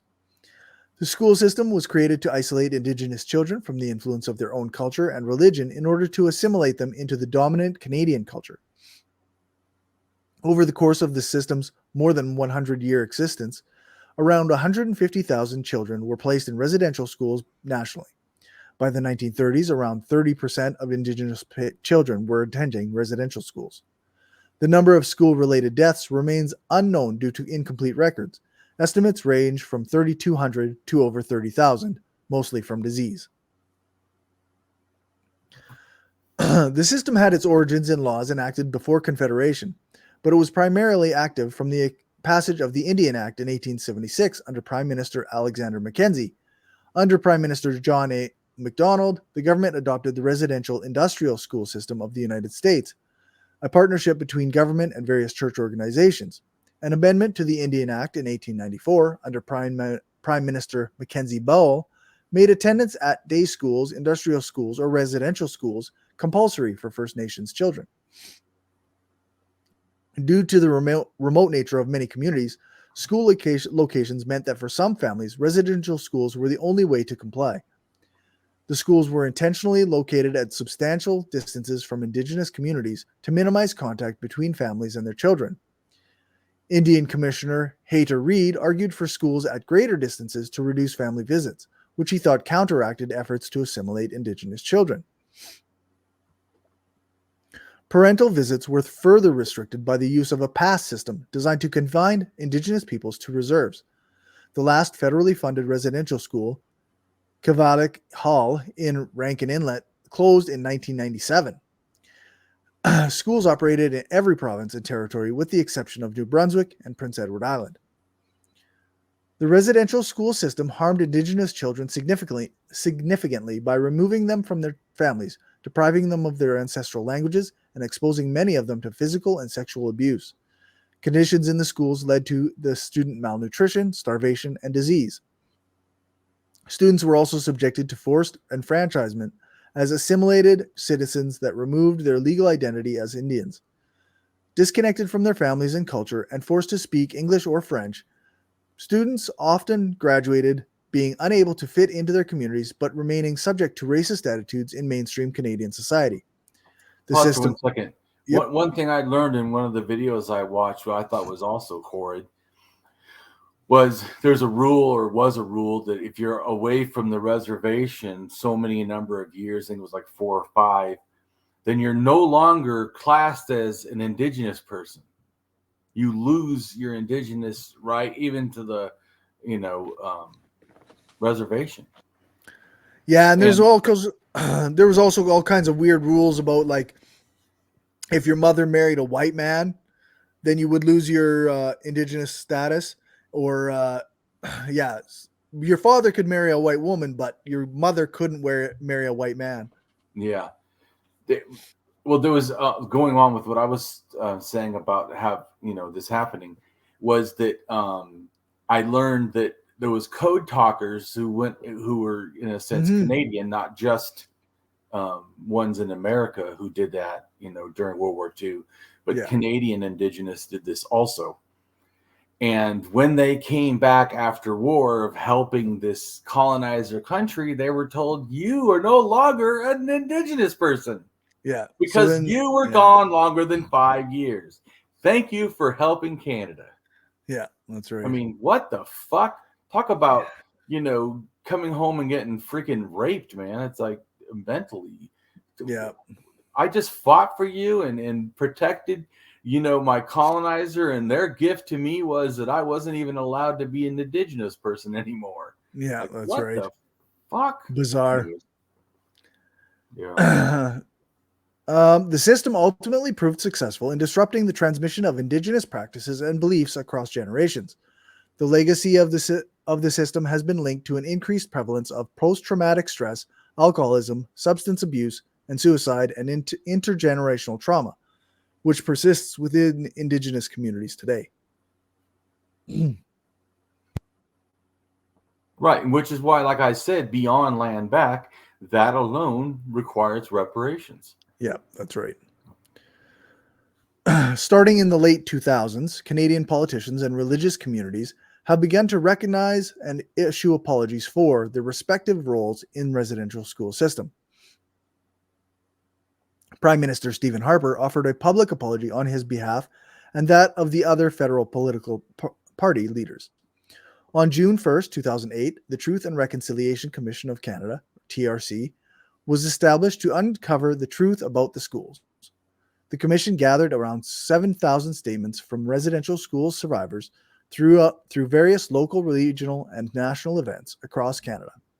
In 2015, the TRC concluded with the establishment of the National Center for Truth and Reconciliation,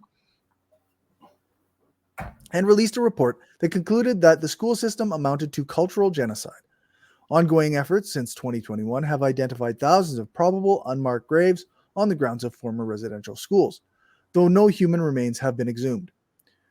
During a penitential pilgrimage to Canada in July 2022, Pope Francis reiterated the apologies of the Catholic Church for its role, also acknowledging the system as genocide.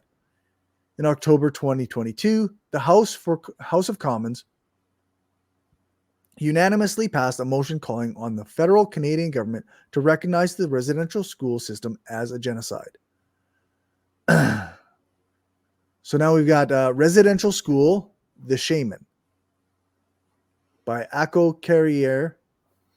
Right, I think it's a book. The reason I wanted to address this, because once again, like I said, who came over, the Indigenous people, unlike, say, Graham Hancock's foolishness about these arcane people who I know are related to the Mara Barak culture in Siberia and go over to the Americas by land. Right. Not ships. and DNA goes from land and then goes to the Great Lakes and then goes all the way down to Mexico. Yeah, by land. So this whole like ancient culture that's by sea and he's trying to connect to these people, I'm like, no. Yeah, no. So anyways, but my point is, my goal is also to show, like, my belief is about religions and how religions came over with people. I mean, not what crazy they brought their culture. Of course they did. And their culture and our language. Guess what? They also brought their religion. What a shocker. Yeah, go figure. But anyway, so that's one. So once again, that doesn't mean that they have to use they may use the word medicine, man or person or whatever. To me, it's a similar thing. Just especially if it's about, to me, when it's about healing people, and it's about, in a sense, altered states or beliefs that the person can commune with spirits or whatever. These things, to me, are what I consider shamanism. But also, I'm just using this to show it's not just me. And also in Canada, shamanism is something that was attacked by the state of Canada. Right. And Christians. Yeah, so this, I guess this is a description of this book or story? Correct. Something like that, yeah. Okay. Yeah, it says the short story chronicles 4 Cree Métis brothers and their times during the Second World War and a shaman's prophecy regarding their return to northern Saskatchewan following the war's conclusion. This document is copyrighted to the author and can only be used for reading purposes only. Yeah. But so it's a short story about the all I was trying shaman. to do is just bring in the religion aspect that I said before, because my goal is we're going to, after these shows on, goes to Florida, which will be, so a total of 3 shows. But once we do that, then we're going to go into China, because I wanted to deal with this just because I felt it's important. And, but I wanted to also show that it does relate to this shamanism stuff that I've been trying to show people connects. And it's not that animism doesn't do this and totemism doesn't do this, but particularly shamanism and, like I said, relating to probably the movement of the belief in the Earth Diver myth. Right. Kind of maybe goes together or has some sort of a loose connection, maybe at the same time or something. I don't know exactly, but so that's why and I'm trying to show how, to me, especially, shamanism is all over the place, and explain how I see that to me that happened. Some people disagree, it's everywhere, but generally what they're disagreeing is the terms. But anyways, not fair. They're just saying don't call it shamanism. That's I told you before. Yeah.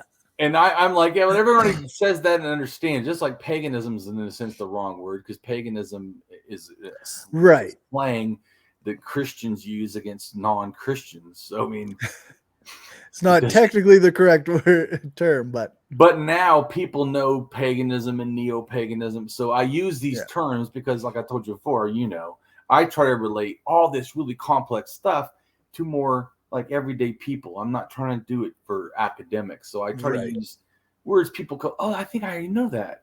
And I go, yeah, and here's what it really could mean. Yeah. Oh, so now we're on to Saskatchewan. Saskatchewan is a province in Western Canada, bordered on the west by Alberta, on the north by the Northwest Territories, on the east by Manitoba, and to the northeast by Nunavut, and on the south by the U.S. states of Montana and North Dakota. Saskatchewan and Alberta are the only landlocked provinces of Canada.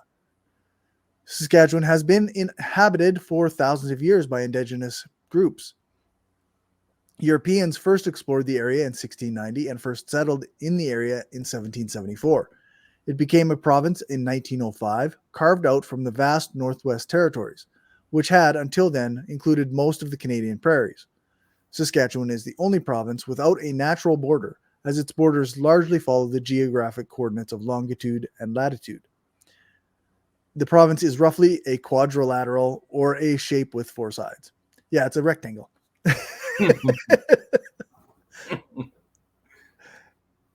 In 1992, the federal and provincial governments signed a historic land claim agreement with First Nations in Saskatchewan.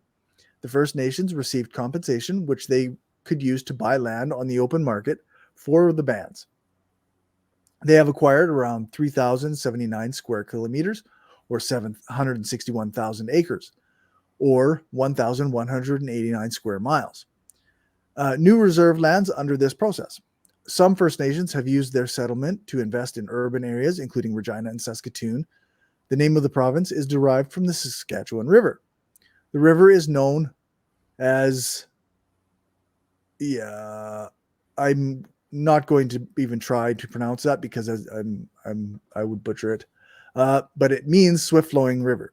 Okay. In the Cree language. Handley's spelling was Saskatchewan in the modern rendering. Saskatchewan being officially adopted in 1882 when a portion of the present-day province was designated a provisional district of the Northwest Territories. Saskatchewan is a part of the Western Provinces and is bounded on the west by Alberta, on the north by the Northwest Territories, on the northeast by Nunavut, on the east by Manitoba, and on the south by the U.S. states of Montana and North Dakota. Saskatchewan has the distinction of being the only Canadian province. Need to go down more. Yeah, I got that. Maybe I got that twice. Or maybe it's two different articles that said very similar things. Oh.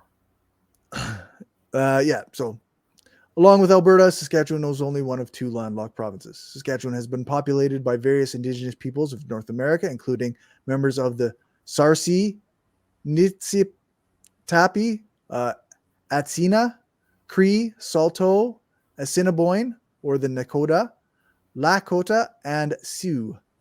The first known European to enter Saskatchewan was Henry Kelsey from England in 1690, who traveled up the Saskatchewan River in hopes of trading fur with the region's Indigenous peoples. Fort La Jonquière, looks French, and Fort de la Corne were first established in 1751 and 1753 by early French explorers and traders.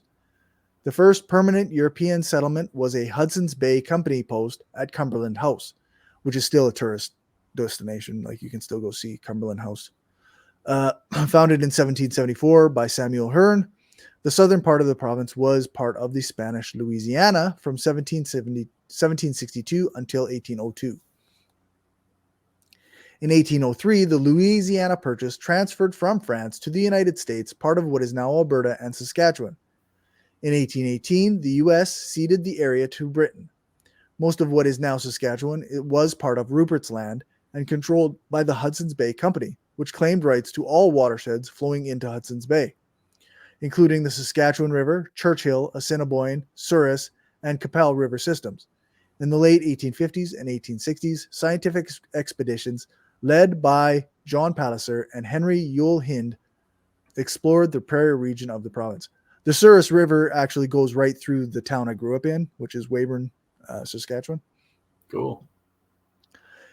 In 1870, Canada acquired the Hudson's Bay Company's territories and formed the Northwest Territories to administer the vast territory between British Columbia and Manitoba. The Crown also entered into a series of numbered treaties with the Indigenous peoples of the area, which serve as the basis of the relationship between First Nations, as they are called today, and the Crown. Since the late 20th century, land losses and inequities as a result of those treaties have been subject to negotiation for settlement between the First Nations in Saskatchewan and the federal government in collaboration with provincial governments. In 1876, following their defeat of the United States Army forces at the Battle of Little Bighorn in Montana Territory in the United States, the Lakota chief Sitting Bull led several thousand of his people to Wood Mountain. Survivors and descendants founded Wood Mountain Reserve in 1914. The Northwest Mounted Police set up several posts and forts across Saskatchewan, including Fort Walsh in the Cypress Hills and Wood Mountain Post in south-central Saskatchewan near the United States border.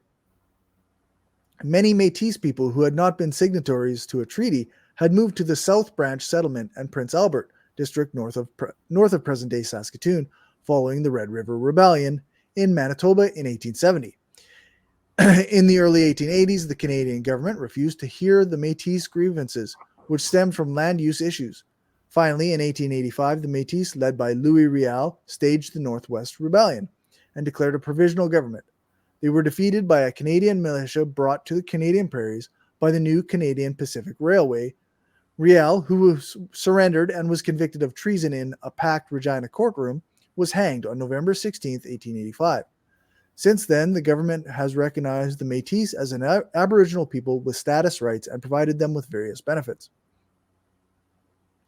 Benefits meaning like sort of payback in a sense, but only like a little bit. Yeah, not adequate.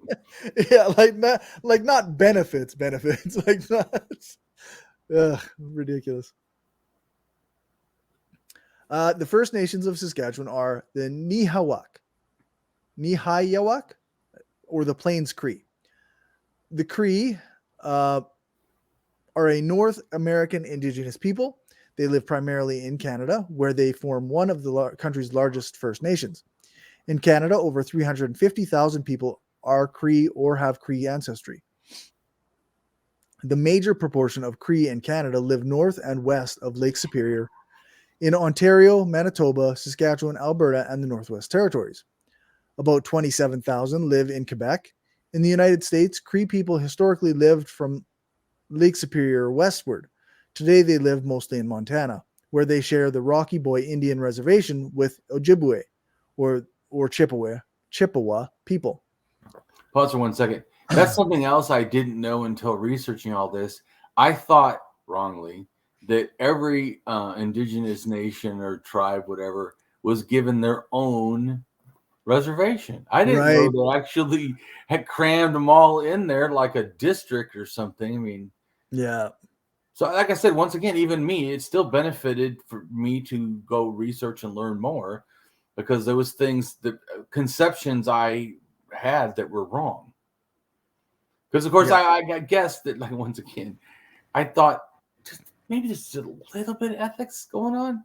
I always but of course not. Of course not. Of course not. Yeah. What are you missing the point of this? No. No. So it just I already kind of. I mean, I know how bad it is. It's just learning more. It's even worse. But I already knew that this thing is no good. Yeah, that's right. Just learn more reasons it's no good. Yeah, that's right. You know it's no good, but here's all the extra reasons you didn't realize beforehand. Yeah, exactly. Yeah.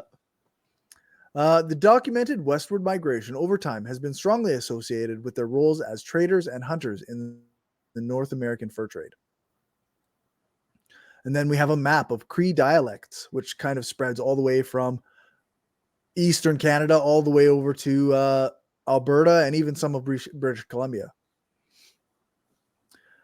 Cree language, also known as Cree Montaigne or Naskapi, is a dialect continuum of Algonquin languages spoken by approximately 117,000 people across Canada, from the Northwest Territories to Alberta to Labrador. If considered one language, it is the Aboriginal language with the highest number of speakers in Canada. Did you know that? I did not. Oh, cool. No, I did not know that. Although I did, I guess one of the things that we often talk about in when we talk about Indigenous rights and what have you is the death of languages or the because which is why I also wanted, I always do, I like adding the element of language. For sure. Because I think it gives a context, especially borders, right? As an anarchist, once you look at language, borders look really fucking stupid. Yeah, that's right. Yeah, because languages don't care. but it's actually more accurate of groups of people. So it just shows how, in a sense, also for as an anarchist, for me at least, how violent states are, and even provinces or whatever, they're cutting up these groups of people. They do this. Yeah, that's right. Yeah, like you look at even we're talking about the Cree, right? Right. Or the Plains Cree, and in Canada, 350,000 people are Cree or have Cree ancestry across Canada in various areas. Right. And only 117,000 of those speak the language. But it's and it was all the way across. intentional. Yeah, and it was intentional, and it's still all the way across the country with different dialects in different areas. But like the idea of our provinces really seems to make no sense when you see that. That's what I'm saying. Nothing to me does a better job than looking at the language, because then if you look like, wow, that doesn't even match even a little bit. Yeah, that's right. Yeah. And like I said, you start to go, wow, states are violent acts against language. Yeah, for sure. And peoples, because it's cutting up in a way that's not natural. Yeah. So then we have another map of what looks to be various languages in various places, or maybe it's no, it looks like groups, like different tribes or nations. Okay. Speakers of Algonquian languages stretch from the east coast of North America to the Rocky Mountains, the proto-language from which all of the languages of the family descend. Proto-Algonquin was spoken around 2,500 to 3,000 years ago. The Algonquin family, which is a branch of the larger Algic language family, is usually divided into three subgroups: Eastern Algonquian, which is a genetic subgroup, and Central Algonquian and Plains Algonquian, both of which are areal groupings. In the historical linguistics of North America, Proto-Algonquian is one of the best studied, most thoroughly reconstructed proto-languages. It is descended from the Proto-Algic. Proto-Algic is the proto-language from which the Algic languages, Wiyot language, Yurok language, and Proto-Algonquian are descended. Right. And isn't that in the Columbia Basin between Oregon and Washington? Right. In other words, the West Coast. But it also shows how people traveled and then spread all over. And like I said, then states come along and chop it all up when that's actually never been accurate. Yeah. Or not accurate for thousands of years. How's that? Yeah, for sure. It is estimated to have been spoken about 7,000 years ago, somewhere in the American Northwest, possibly around the Columbian Plateau. The Cree are generally divided into 8 groups based on dialect and region. These divisions do not necessarily represent ethnic subdivisions within the larger ethnic group. Naskapi and Montaigne, together known as the Innu, are inhabitants of an area they refer to as Nitassinan. Their territories comprise most of present-day political jurisdictions of eastern Quebec and Labrador. Their cultures are differentiated, as some of the Naskapi are still caribou hunters and more nomadic than many of the Montaigne. The Montaigne have more settlements. The total population of the two groups in 2003 was about 18,000 people, of which 15,000 lived in Quebec. Their dialects and languages are the most distinct from the Cree spoken by the groups west of Lake Superior. Ati Kem Ekua are inhabitants of the area they refer to as Nitaskinan, or Our Land. In the upper St. Maurice River Valley of Quebec, around 300 kilometers or 190 miles north of Montreal. Their population is about 8,000. The East Cree, or the Grand Council of Crees, approximately 18,000 Cree, EU in coastal dialect, Innu in inland dialect, of Au, Itchi, and Nunavik regions of northern Quebec. Moose Cree, Moose Factory in the northeast Ontario. This group lives on Moose Factory Island near the mouth of the Moose River at the southern end of James Bay. Factory used to refer to a trading post. Okay, that's good to know. So Swampy Cree, this group lives in northern Manitoba along the Hudson Bay coast and adjacent inland areas to the south and west, in Ontario along the coast of Hudson's Bay and James Bay. Some also live in the eastern Saskatchewan around Cumberland House. Their dialect has 4,500 speakers. Woodland Cree and Rocky Cree are a group in northern Alberta, Manitoba, and Saskatchewan. And Plains Cree is a total of 34,000 people in Manitoba, Saskatchewan, Alberta, and Montana. Due to the many dialects of the Cree language, the people have no modern collective autonym. The Plains Cree and Atikamekw refer to themselves using modern forms of the historical Nehira, namely Nehiya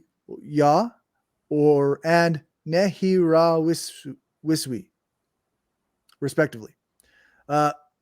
Moose Cree, East Cree, Naskapi, and Montaigne all refer to themselves using modern dialectical forms of the historical Iriniwi,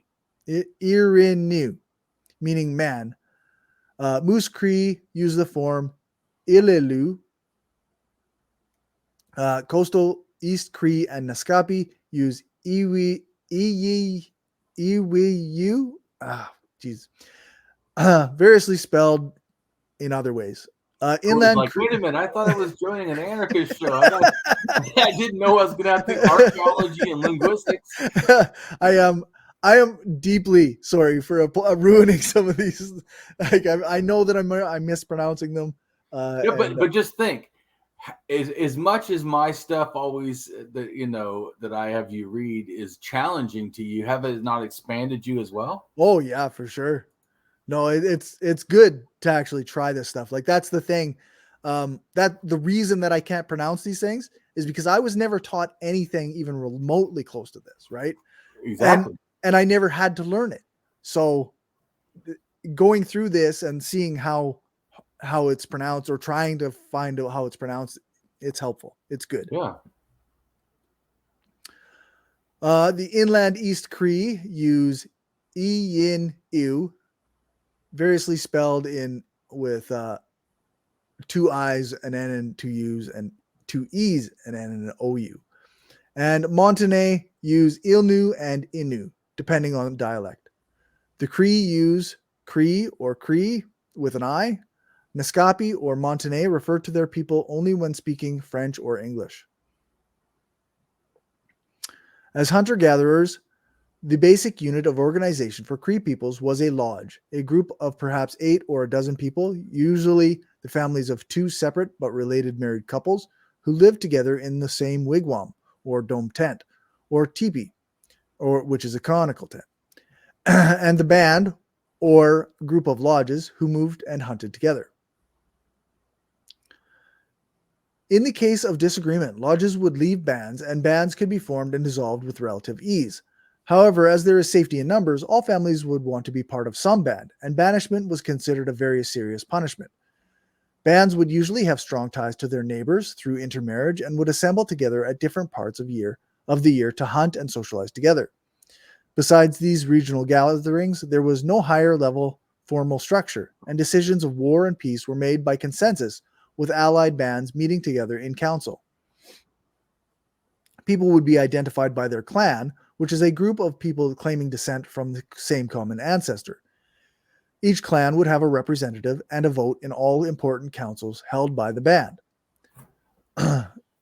which can be compared to the Anishinaabe clan system. But often, just like clans relates to the term, even though the people may not claim it, to totemism.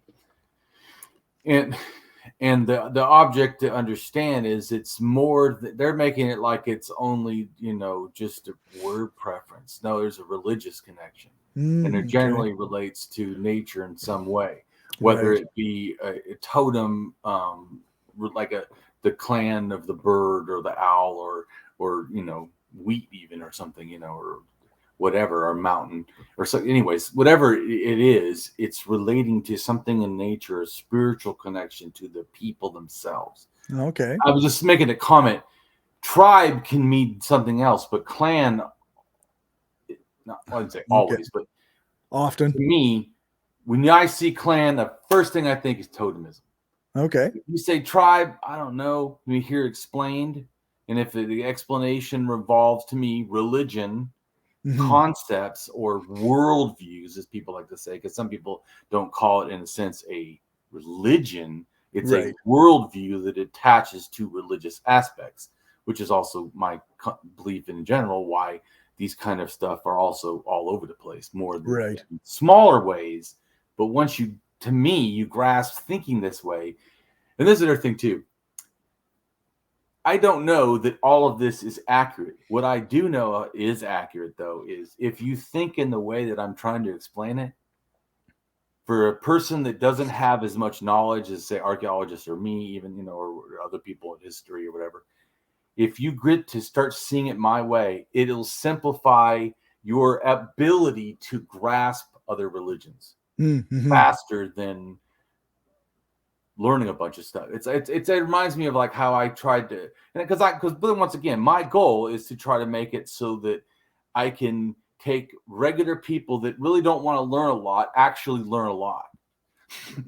So, but I get that they're never going to learn as much as an archaeologist or historian wants them to.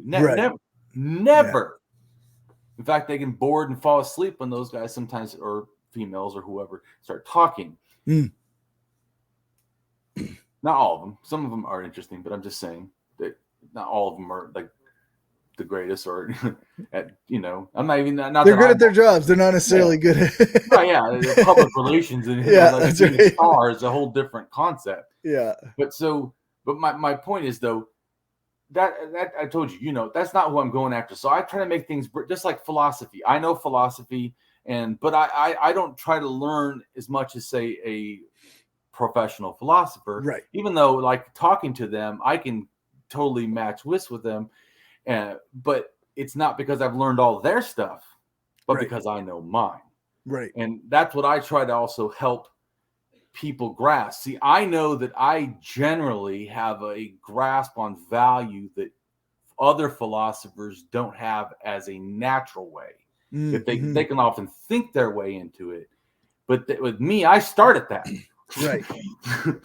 So it makes it. That's why when I told you before, when I talk to someone as a philosopher, in a sense, I can go pretty fast with them, and it seems like, wow, Damien's like, you know, must know shitloads of philosophy. I don't actually know that much, but it's that how I do it is so, in a sense, right way to think that I get there faster than them.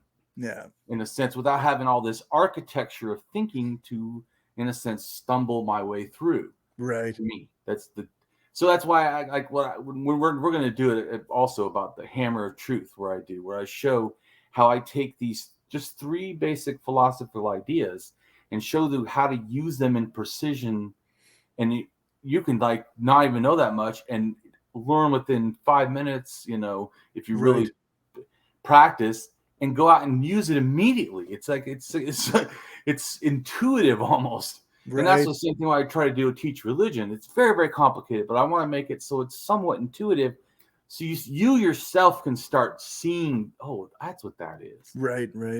So you can So draw the connections yourself, kind of thing. right, because that's my goal. My goal is not, once again, like I said about famous atheists, my goal is not to become the famous person. Right. My goal is to actually make better thinkers. Yeah, that's right. Continuing.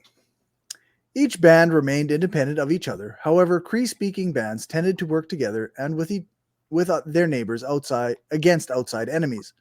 Those Cree who moved onto the Great Plains and adopted bison hunting, called the Plains Cree, were allied with the Assiniboine, the Métis Nation, and the Saulteaux, and in what was known as the Iron Confederacy, which was a major force in North American fur trade from the 1730s to the 1870s.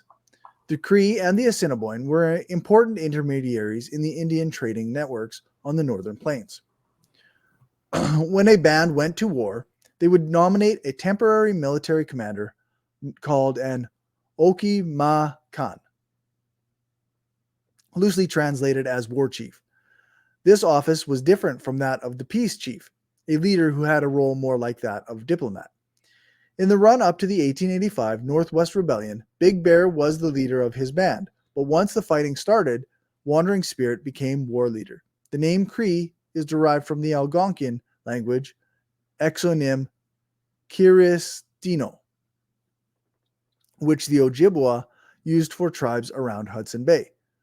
the French colonists and explorers who spelled the term Kilistinon, Kiristinon, or Nisteno, or Christeno, and Christina, used the term for numerous tribes which they encountered north of Lake Superior in Manitoba and west of there.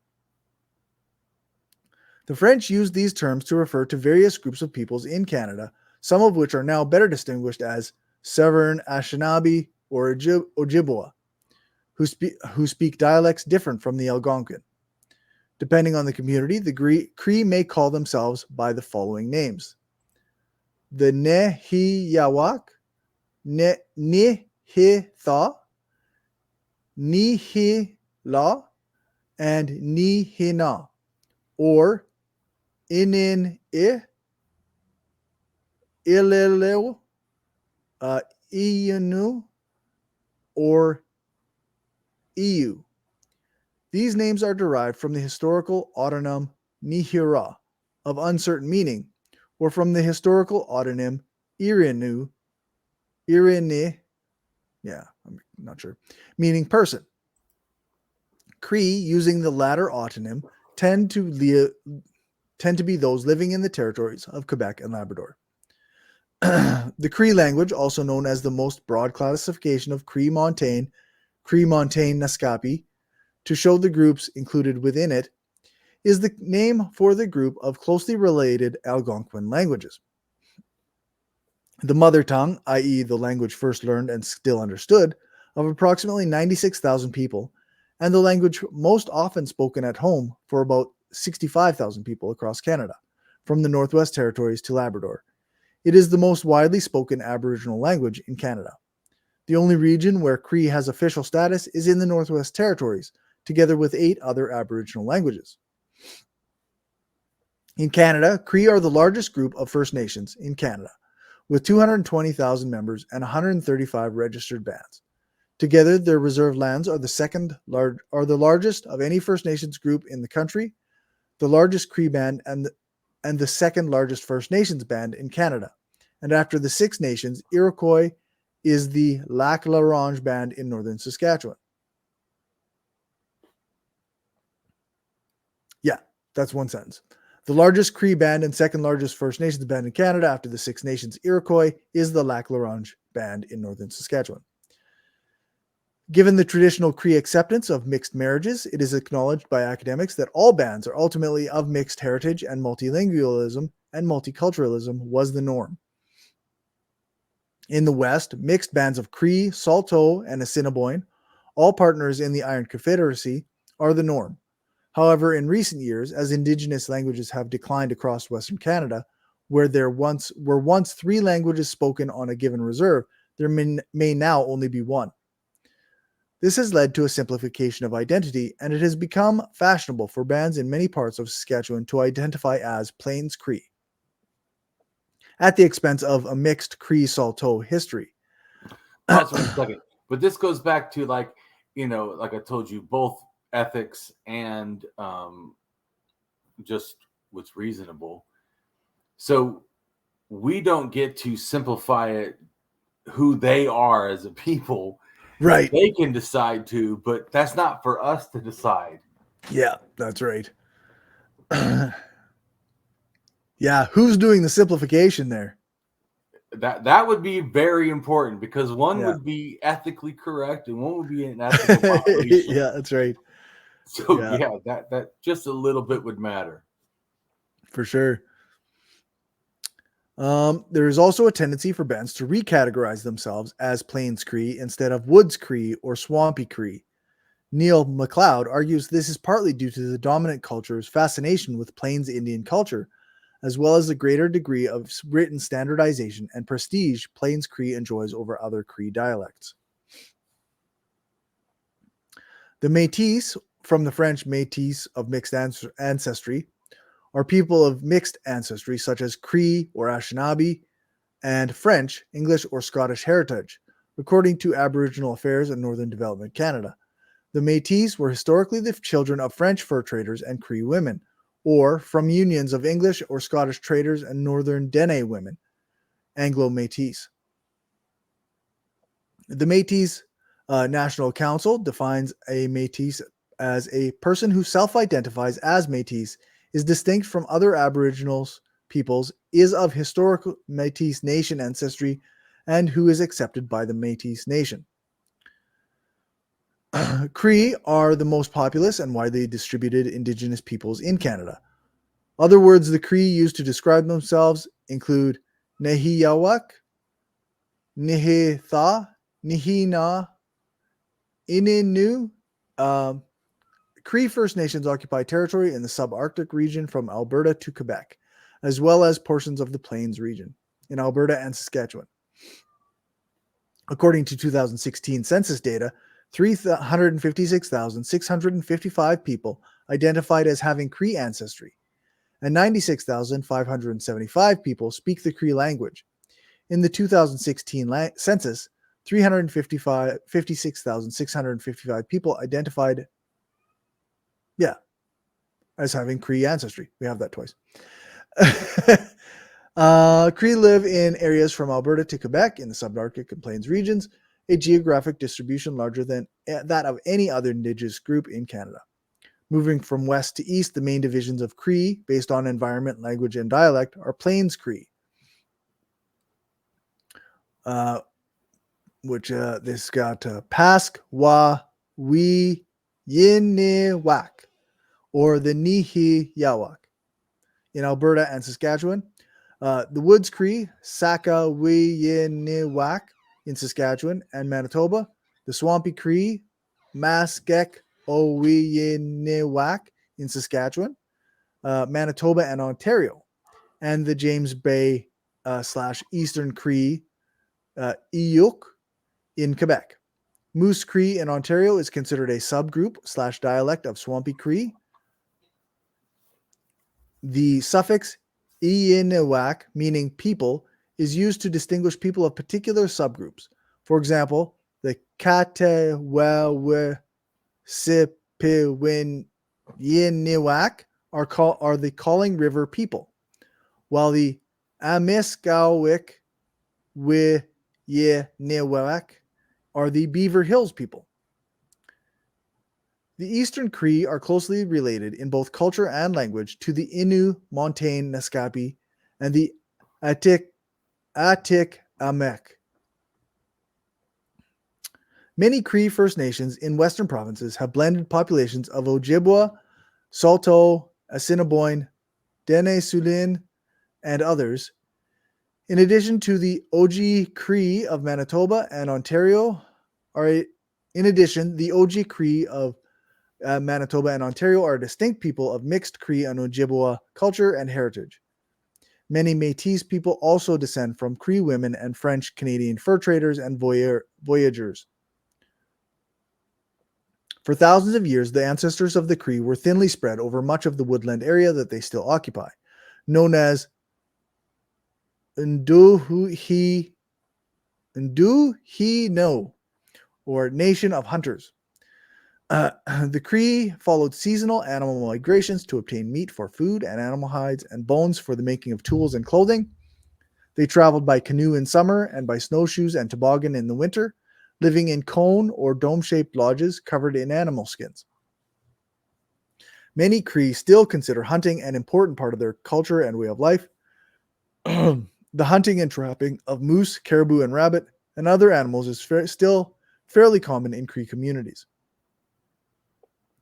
After the European arrival of Europeans, participation in the fur trade pushed Swampy Cree west into the plains.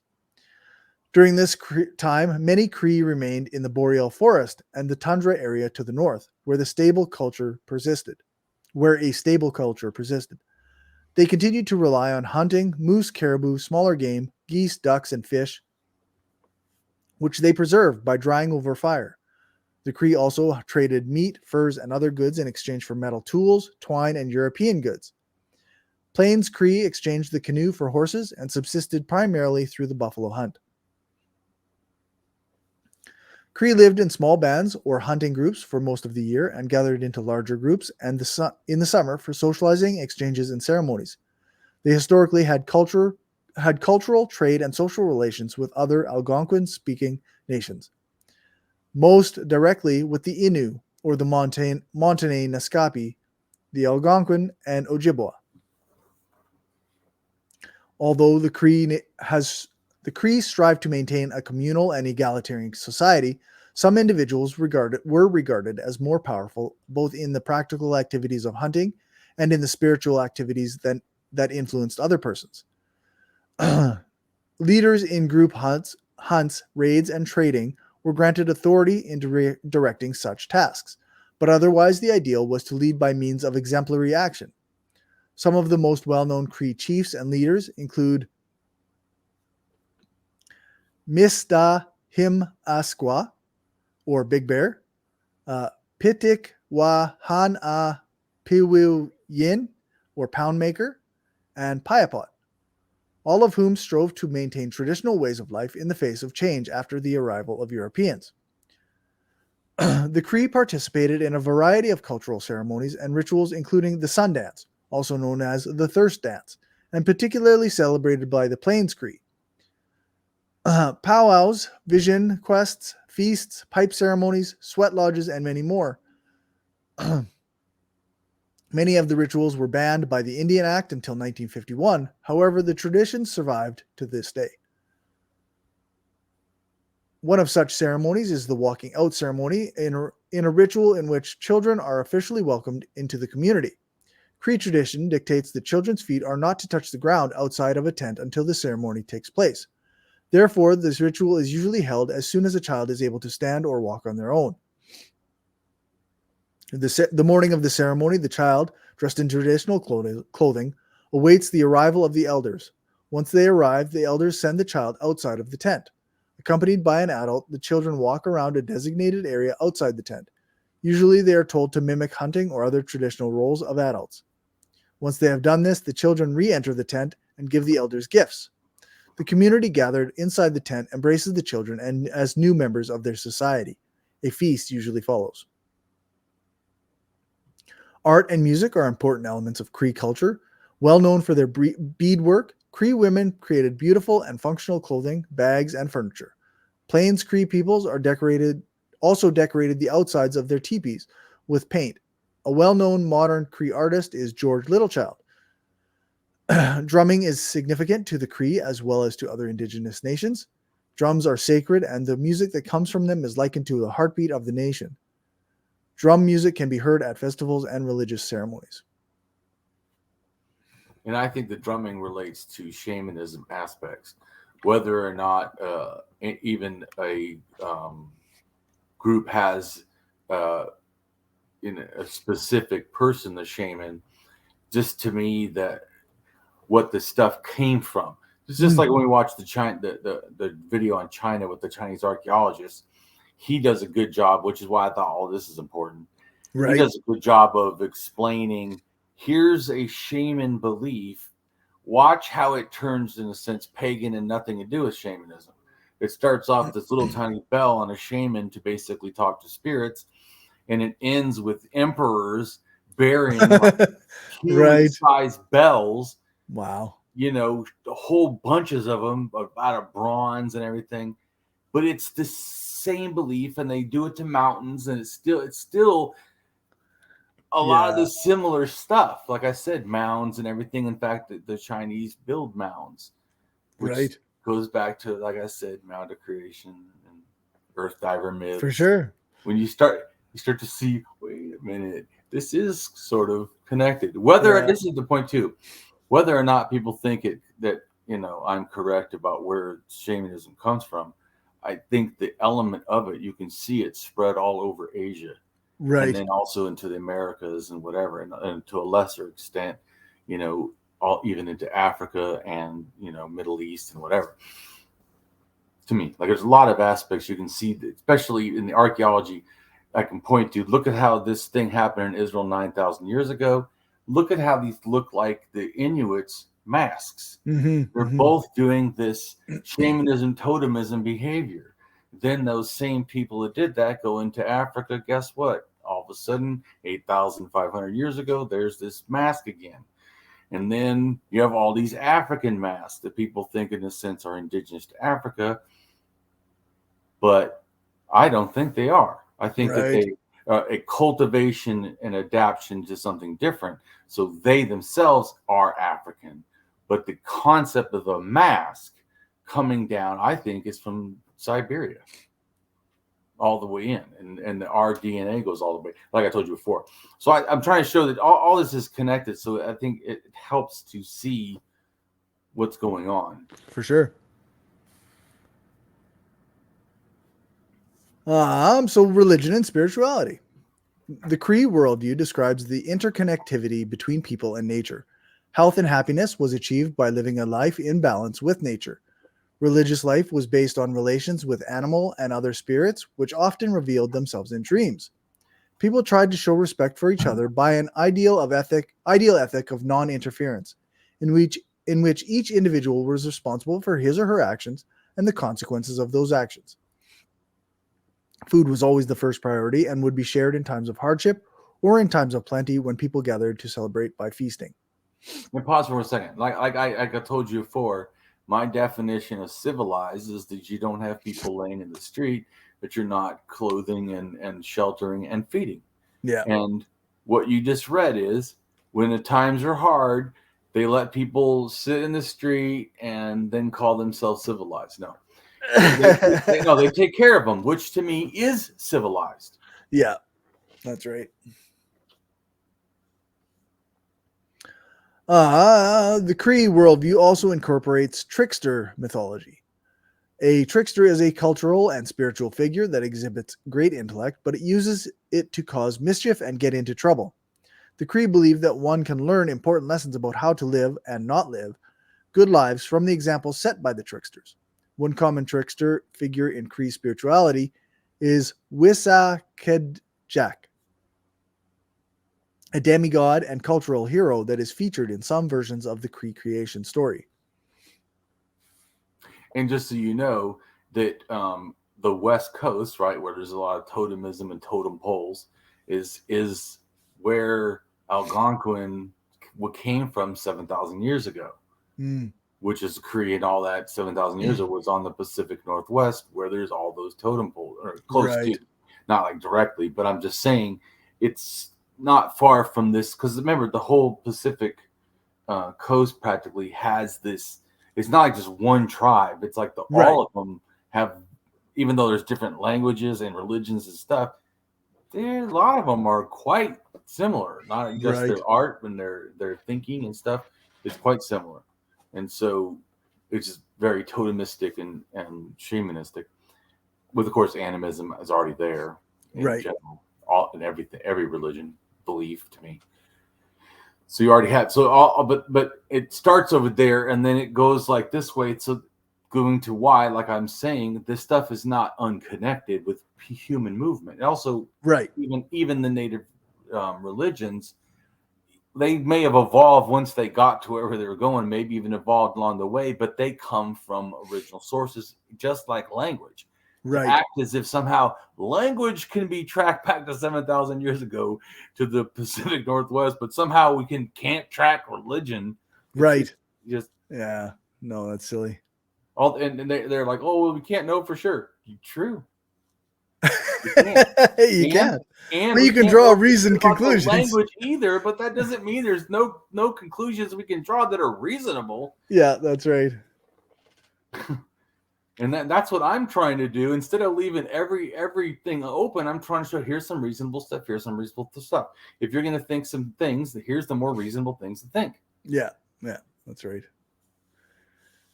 Well, we're on to the Na-Ka-Win-Ni-Wak, or the Saulteaux. The Saulteaux, otherwise known as the Plains Ojibwe, are a First Nations band.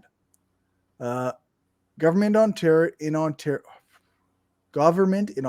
Manitoba, Saskatchewan, Alberta, and British Columbia, they are a branch of the Ojibwe who pushed west. They formed a mixed culture of woodlands and plains Indigenous customs and traditions. The Saulteaux are a branch of the Ojibwe nations within Canada. They are sometimes called the Anishinaabe.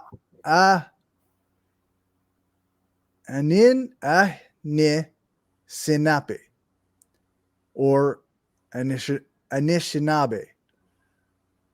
Saulteaux is a French term meaning people of the rapids, referring to their former location in the area of Sault Ste. Marie. They are primarily hunters and fishers, and when still the primary dwellers of their sovereign land, they had extensive trading relations with the French, British, and later Americans at that post. The Saulteaux historically were settled around Lake Superior and Lake Winnipeg, principally in the areas of, I can't say any language now, the areas of present-day Sault Ste. Marie and northern Michigan. Pressure from European Canadians and Americans gradually pushed the tribe westward to Manitoba, Saskatchewan, and Alberta, with one community in British Columbia. Today, most of the Saulteaux live in the Interlake District, Swan River, Duck Bay, Camperville, and the southern part of Manitoba, and in Saskatchewan, Kamsack, and surrounding areas. My mother lived in Kamsack for a little while.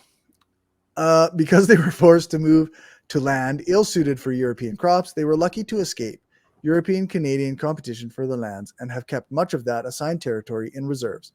Generally, the Saulteaux have three major divisions. Western Ojibwa, also known as Nakawemowin, Saulteaux, and Plains Ojibwa, is a dialect of the Ojibwa language. A member of the Algonquin language family, it is spoken by the Saulteaux, a subnation of the Ojibwe people. In southern Manitoba and southern Saskatchewan, Canada. West of Lake Winnipeg, Saulteaux is generally used by its speakers, and Nakawemowin is the general term in the language itself. The Saulteaux, or Plains Ojibwe, Nakawininawak, in their language, probably not in their language. I probably butchered it, but they speak a language belonging to the Algonquin language family. Algonquin people can be found from Newfoundland to the Rocky Mountains and from Hudson's Bay to the southeastern United States. Algonquin languages comprise Algonquin, Blackfoot, Cheyenne, Cree, Delaware, Menominee, Ojibwa, Ottawa, Potawatomi, Sauk/Fox, and Nakawewin, or the Saulteaux. The name Saulteaux is said to come from the French word sauteurs, meaning people of the rapids. This name refers to the location of around the St. Mary's River, or Sault Ste. Marie, where French fur traders and the Ojibwa met to trade in the late 17th century. Amongst some storytellers, there is a migration story that predates contact with the people of France and England. It relates to the movement of the people to the west, where they began to settle and set up with their neighbors, the Lakota and Dakota. Alliances which allowed for peaceful coexistence. It was during the fur trade rivalry between the French and English that these alliances were broken. With the fur trade in decline, the disappearance of the bison, and the increase of settlers of European origin, the Nakawininak, along with the other Plains First Nations, began their treaty-making process with the newly developed government of Canada. Nakawininak leaders signed on behalf of the various bands Treaties 1 and 2. Later in 1874 and 1876, Nakawininak were signatories to Treaties 4 and 6. These four treaties ceded to the government of Canada much of the land of southern Manitoba and southern Saskatchewan, as well as portions of Alberta. In return, the First Nations were promised annuities, $3 to $5 per person per year, reserves, education, as well as hunting, fishing, and trapping rights. Obviously, $3 to $5 per person per year had to be increased over time, because that's just Really? not terribly useful. Although I heard stories about people going to get their $5 bill from the Canadian government. So, so maybe it didn't change that recently. Just think, do they do the right thing? And remind yourself, The answer is they no, do they not. do not. Yeah. Waiting, but that's like I told you. Just to go back to that thing real quick. Why it's so crazy to me, the Marxist Leninists saying, "Oh well, I'm not going to care about what Russia does in imperialism until America stops being imperialist or whatever." Yeah, that's right. Until I'll worry about Russia doing the right thing when America does the right thing. Well, that's just not going to happen. Yeah, like what the like what are you talking about? Or like I said, like we said before, or Ukraine doing the right thing. Yeah, I that's think right. Ukraine can do the right thing real simple. Kick the fucking Nazis out. Yeah, that's right. You want to say that you'll stand up for what is right. I think that's saying we'll take anyone who will fight Russia. Well, you'll take Nazis? You should probably not. That would be a fuck no. Yeah, no thanks. Yeah. So, and I know that they stopped them from in a mild way from identifying with these Nazi things, but it doesn't mean they stopped them from being Nazi. Yeah. Like, right. Yeah.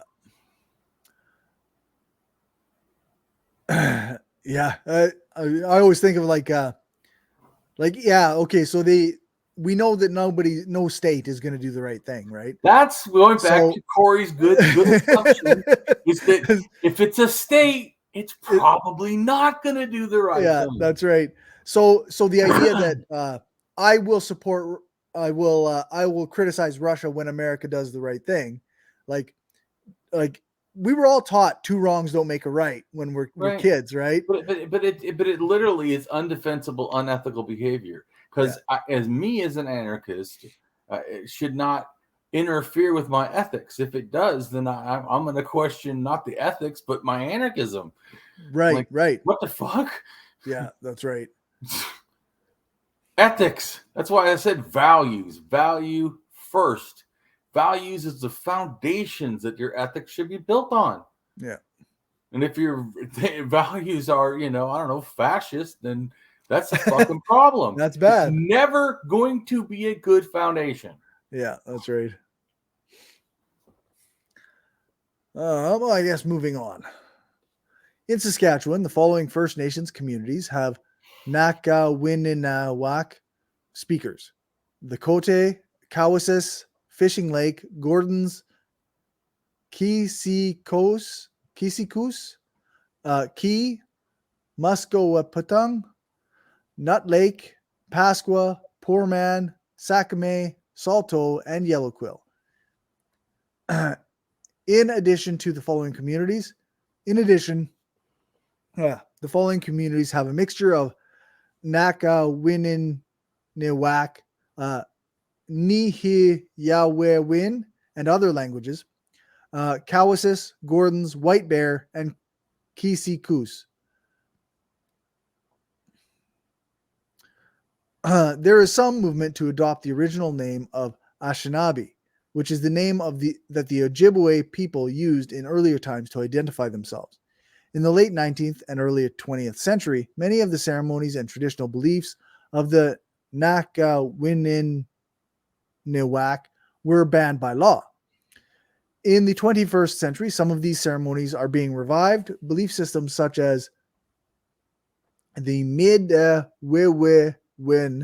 are being reintroduced, and some Nakawininawak have adopted plains ceremonies such as the Sundance. So now we have a map with some Siouan Catawban languages spread across. Right, because I added languages with all this stuff because I told you before, I think it's a great way to understand, and also to get that the modern borders and stuff like that is stupid. When you go look at any language map and you just start seeing even in Europe, right. Go look at where German is, or go look at where French is, or whatever, or Spanish, or Portuguese, or any Russian, anything. Yeah. China, it's not going to totally fit your country. No, that's right. So the Nakota or Assiniboine. A Nakota or Nakoda or Nakona is the endonym used by the Assiniboine Indigenous people in the U.S. and by the Stoney people in Canada. The Assiniboine branched off from the Great Sioux Nation, aka Oceti-Sakowin, long ago and moved further west from the original territory in the woodlands of what is now Minnesota into the northern and northwestern regions of Montana and North Dakota in the United States, and Manitoba, Saskatchewan, and Alberta in Canada. In each of the western Siouan language dialects, Nakota, Dakota, and Lakota all mean friend. The western Siouan languages, also called Siouan proper or simply Siouan, are a large language family native to North America. They are closely related to the Kataban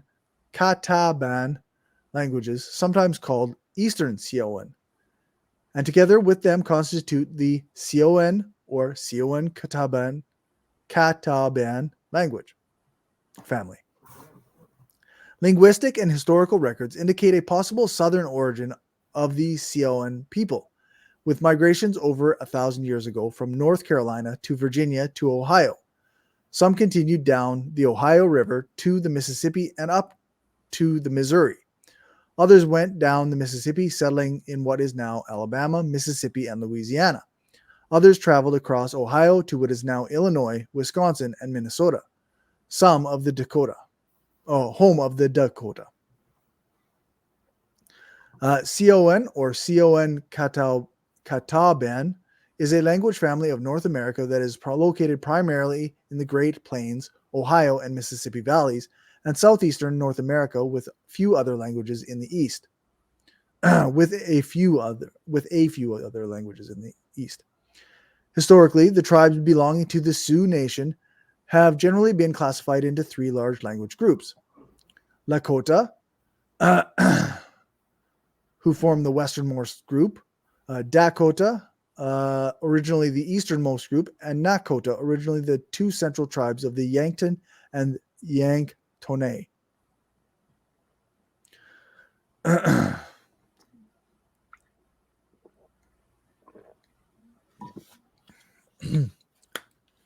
The Assiniboine separated from the Yanktonais grouping at an early time.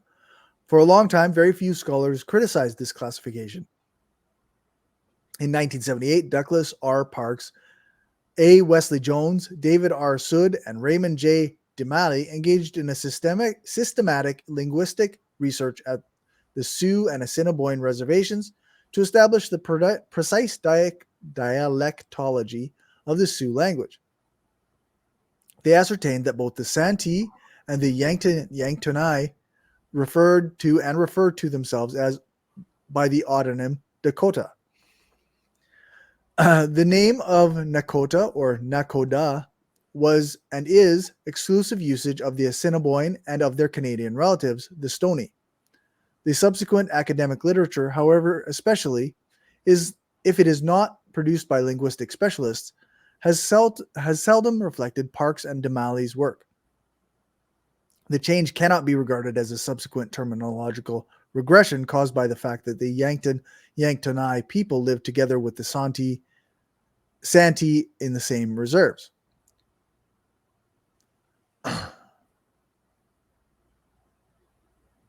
Okay. Currently, the groups refer to themselves as follows in their mother tongues: Dakota people, or Dakota, Santee, Yankton, and Yanktonai.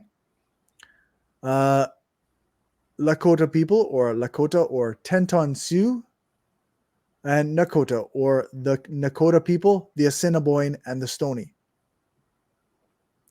The Assiniboine are a Siouan-speaking people closely related linguistically to the Sioux and Stoney. Folk tradition suggesting a separation from the Yanktonais Sioux is not supported linguistically or historically. Linguistically, Nakota is on a continuum with the other Sioux dialects, no closer to one than the other, suggesting that the Assiniboine diverged from the Sioux at the same time the other Sioux dialects were differentiating from one another. The name Assiniboine derives from the Ojibwa Assini, Pwa, Assini Pwa, or stone enemy, meaning stone Sioux, often with the ak plural suffix, later a final T. And by the 19th century, the final N or NE. Nakota is their name for themselves and the language that they speak. Assiniboines were first encountered by Europeans in the woodlands and parklands, already adept canoe users in their role as trade middlemen. In 1737, La Vérendrye distinguished the woodland Assiniboines who knew how to take fur-bearing animals from the plains Assiniboines, who had to be taught. Communal buffalo hunting utilized dogs until horses were acquired. Assiniboines utilized the buffalo pound to entrap and process much larger quantities than could be taken by single hunters. In the 17th century, Assiniboine territory extended westward from Lake Winnipeg and the forks of the Red and Assiniboine rivers into much of central and southern Saskatchewan. From the earliest descriptions, the Assiniboines allied with the Algonquin-speaking Crees, and later, in the early to mid-19th century, with Saulteaux or Western Ojibwas. Historical sources suggest a western expansion of Assiniboine territory through the 18th century, through the parklands of the central Saskatchewan River and into eastern Alberta. But these farthest reaches represented interaction spheres, and not a migration of fully articulated social groups reflecting the fur traders' knowledge of the western prairies. Alexander Henry the Younger listed in 1808 only one of the 8 Assiniboine bands occupying territory within the boundaries of the United States along the Souris River in North Dakota. Population movements during the early 19th century shifted Assiniboine territory southward, and by 1840, 3/4 of the nation lived along the Missouri in the area of northwestern North Dakota and northeastern Montana. By the mid-19th century, Assiniboine territory extended east from the Moose and Wood Mountains to the Cypress Hills, and north to the south from the North Saskatchewan River to the Milk and Missouri Rivers. Assiniboines first learned of the jurisdiction of the United States with the visit of Lewis and Clark, which marked the beginning of their incorporation. The population history of the Assiniboines remained incomplete until well into the 19th century. A number of major disease episodes proved to be quite intrusive. The population was estimated at 10,000 before 1/2 to 2/3 were wiped out in a smallpox epidemic in 1780 to 1781. The 1819 to 1820 epidemic of measles and whooping cough again reduced the population by 1/2. After the steamboats brought smallpox to the upper Missouri in the late 1830s, the population began to recover, but as much as 60% of the population had been lost. After a slow recovery, 2 more smallpox epidemics struck the Assiniboine in 1856-57 and in 1869 before the population began another recovery. By the last decades of the 19th century, Assiniboine reservations and reserves were located in Montana and Saskatchewan within the larger region they had occupied during the previous century. In Montana, the Upper Assiniboines were located in the Atsina Gros Ventre on the Fort Belknap Reservation. The Lower Assiniboines with Yanktonais, Sisseton / Wapeton Dakota, and a small number of Hunkpapa and other Teton stragglers of Sitting Bull's followers on the Fort Peck Reservation. In Saskatchewan, Assiniboines were within Treaty 4 were the reserve bands of Pheasant's Rump, Ocean Man, Carry the Kettle, and Long Lodge, and Piapot's Cree-speaking Assiniboines and Assiniboines within Treaty 6 were the bands of Grizzly Bears, Head, and Lean Man, which were known as the Battleford Stonies. Assiniboine population figures in the initial reservation/reserve period were complicated by tribally undifferentiated figures for the shared reservations in Montana, and similarly for some of the reserves in Canada. Contemporary population figures reflect the mixed heritage of many intermarriages. Carry the Kettle, 2009, Ocean Man, 346. Pheasant Rump Nakota, 316. White Bear, 1,898. Mosquito, no number. Grizzly Bear's Head, 1,049. Fort Belknap, 2,245. And Fort Peck, 4,197. Reservations in Montana and reserves in Saskatchewan remain homes for these respective tribes and First Nations. In every case, a large proportion of their populations reside off reserve, mostly in cities, encouraged to do so both by increased economic opportunities and by various government policy initiatives in the decades following World War II. Since the 1970s, Nakota reserves in Saskatchewan have been leaders in the successful pursuit of land claims known as specific claims, and this has resulted in resources for a wide range of economic development initiatives. A fluorescence of religious practice has occurred in the last 3 decades as communities support one another in their search for health and well-being. So I know we have a little bit yet to go, but I wanted to kind of connect this a little bit to what I already know, because the Assiniboine, the White Bear First Nation, that's it's right near, like, I guess it's Carlisle Lake, it's called. It's a well-known place. Like, lots of people in the area I grew up in would go there for camping and like for to visit the lake and whatnot. Right. And yeah, it's like I guess a regional park officially. And they have a casino on the White Bear First Nation. So yeah, I was mad when I was in California and I found out that the Californians decided they were going to tax the natives for making income off of casinos. I was like, what the fuck? It just never ends. No. But no, I appreciate you sharing stuff you know. I mean, I don't know how much you know. We didn't talk about this, Right, yeah. Beforehand. I didn't really I knew about the White Bear First Nation, but I didn't know that it was like a member of this Assiniboines, and which is part of this language group, the CON, and like it's part of the Nakota group. Like, I didn't know that name. So right, you didn't understand a lot of this language families and how they're connected. No, that's right. It's not something you ever like that nobody ever talks about, right? Like, you might talk about going to White Bear for the weekend or whatever, right. Or going to Conosi Lake or whatever, but you're not talking about the language groups that the First Nations group actually has. Right, but to me, like, so if I was saying that Canada was any kind of ethics, or America too, any kind of, or Alaska, not Alaska, Russia was ethical, I would teach this. Right. Like someone from Saskatchewan should actually know, just like someone from Florida or anywhere else. Yeah, that's right. The least you could do, after all the shit you've done, the least you could do is say, when you start your history of the state or the country, not start it with white people. I don't know. Yeah, that's right. Yeah. That's when you should start it, is the history of, the country. And certainly not remove, like what Florida wants to do, remove all the stuff bad you did to natives. Yeah, that's right. Yeah. And there is some there is some level of that now, where like when I was a kid, there absolutely wasn't anything.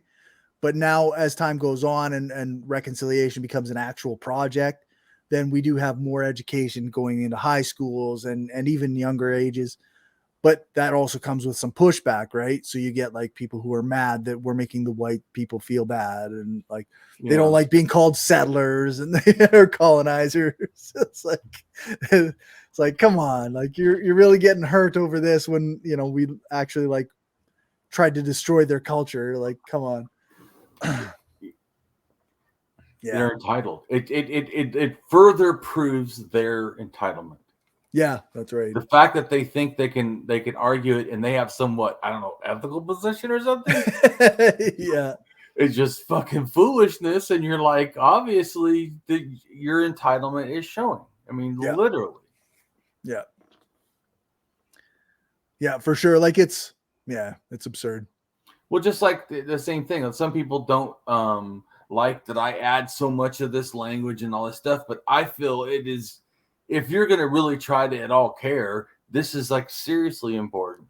Well, and I mean, especially I feel like if you're talking about the indigenous cultures of Canada and North America, you have to acknowledge that the languages have been, how the languages moved and Right. and that they were being destroyed in many ways. So like, there's so few people speaking these languages now.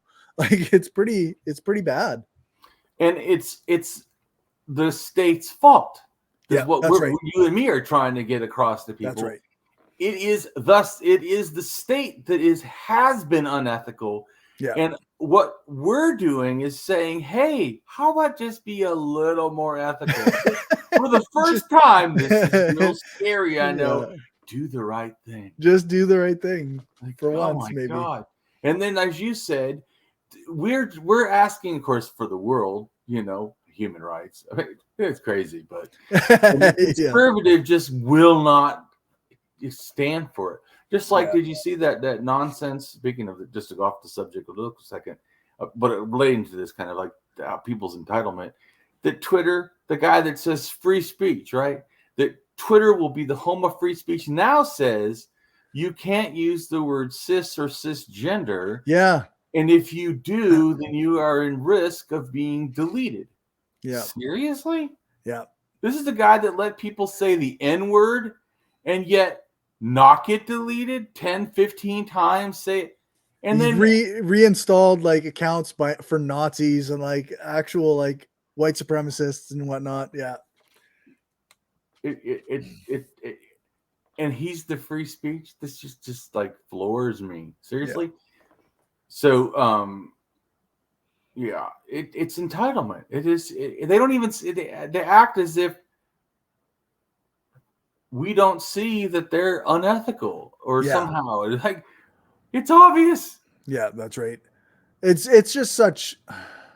Yeah, like you say, it's like fragile, entitled behavior. Like it's the my way or the highway. I'm gonna have a tantrum if I don't get. If I don't. Like, you're going to get kicked off of my site if you use this term that is not actually a slur, but is just a medical term. No, like, so I used it, so I may get kicked off. Yeah, I think I shared a couple tweets that. Well, I said, and I'm sure he hates it more, is I said that I am not cis or cisgendered. I was born intersex. My gender is genderqueer, but I express myself as male. Oh yeah, you're definitely gonna get banned. So hey, every time I put intersex, they always like quarantine it and like hide it or whatever, right? Because they say that I'm talking about something sexuality. I'm like, he's fucking bigot. Doesn't even know what intersex fucking means. Yeah, that's right. It has to do with when people say biological sex or whatever. Or they say the how you know biological sex, because there's a difference too. Some intersex people are biologically not what you think their body looks like. Yeah, that's okay. Right. Yeah. In other words, there's people with a full penis, balls, whatever, no female attributes, but is actually X and X. So genetically or biologically, as the bigots like to say, that person is in the wrong body because nature decided it. Yeah. It doesn't fit your bullshit. And they always go, oh, well, there's just a few people. So you're wrong. Let's start with the facts. Yeah. But you want to diminish that by saying, oh, it's not that many people that I'm wrong about. Yeah. You're wrong about a lot of things. But anyways. Yeah. So, and also like they say, oh, someone is born their gender, God designed, they don't change. That's also a lie. Yeah. There are at least 2 countries, and I can't remember now, but that have a predominance of this very rare thing. But where I think it's at puberty or whatever, they switch genders. Their body actually decides, hey, we were wrong, and switches genders. So when you say that it can't happen, you're wrong. When you say it doesn't happen after birth, you're wrong. When they say it doesn't happen in nature, it happens to all kinds of animals. Can actually go from male to female and do at a normal thing. Yeah. In fact, even like some animals, their gender is not picked by God; it's picked by heat. or lack of it turns to different genders. Different environmental factors. Environmental factors. Gender is, anyways, but this goes back to the biological sex or whatever. But so it's a nonsense idea. Well, it is. Well, just like this. So you understand, some intersex people are not, in a sense, biologically, but they are physically. In other words, their biology for the bigots looks like one thing, but you look down at their genitals and you're like, So sometimes the biology, for as far as what they want to call it, equals the gender of the genitals, but that's not true. Yeah, that's not true. Anyways, so nope, 100%. Yeah, and First Nation people and people in America had understanding of other genders and stuff, just like Europe did and Asia also did, and it's actually the bigotry of this colonialism that tries to go, oh no, but God only understands male and female. Right. Yeah. Well, your God was wrong then. You need to get a new science class. Yeah. Yeah. Assuming your God is even real, they're wrong. Well, yeah, I don't assume that God's real. I can assume your God is wrong, and then also wrong on the science. Wrong and wrong. All right. Well, let's keep going, I guess. Yeah. So we've got the Dakota and Lakota Sioux. The Lakota, pronounced Lakota. Lakota are a Native American people, also known as the Teton Sioux. They are one of three prominent subcultures of the Sioux people. Their current lands are in North and South Dakota. They speak Lakhotiapi, the Lakota language, the westernmost of three closely related languages that belong to the Siouan language family. The 7 bands or sub-tribes of the Lakota are Sichangu,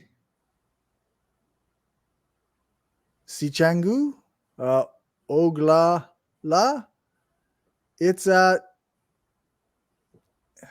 Itaz Ipko,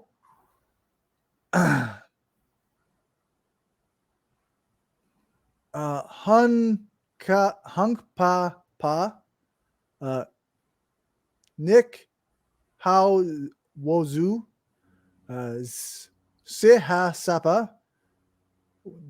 I guess these all have other names too. Like the first one was also known as Brule or burn thighs.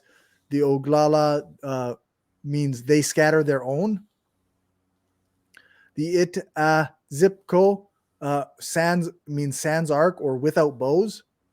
You can skip to the end of the list because we're short on time, but there's a couple like Blackfoot and Two Kettles as well. Notable Lakota persons include Thathanka Iotaki or Sitting Bull from the Hunkpapa Mapia Ik or Touch the Clouds First Nation, from the Minikoju Hihaka Sapa or Black Elk from the Oglala, and Mapia Luta or Red Cloud from the Oglala. Tam Coach Thelia or Billy Mills from the Oglala.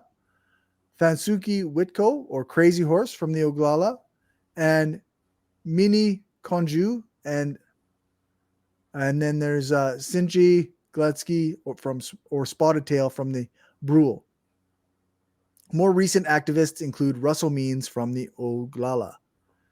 Siouan language speakers may have originated in the lower Mississippi River region and then migrated to or originated in the Ohio Valley. They were agriculturalists and may have been part of the Mound Builder civilization during the 9th to 12th centuries CE. Lakota legend and other sources state that they originally lived near the Great Lakes.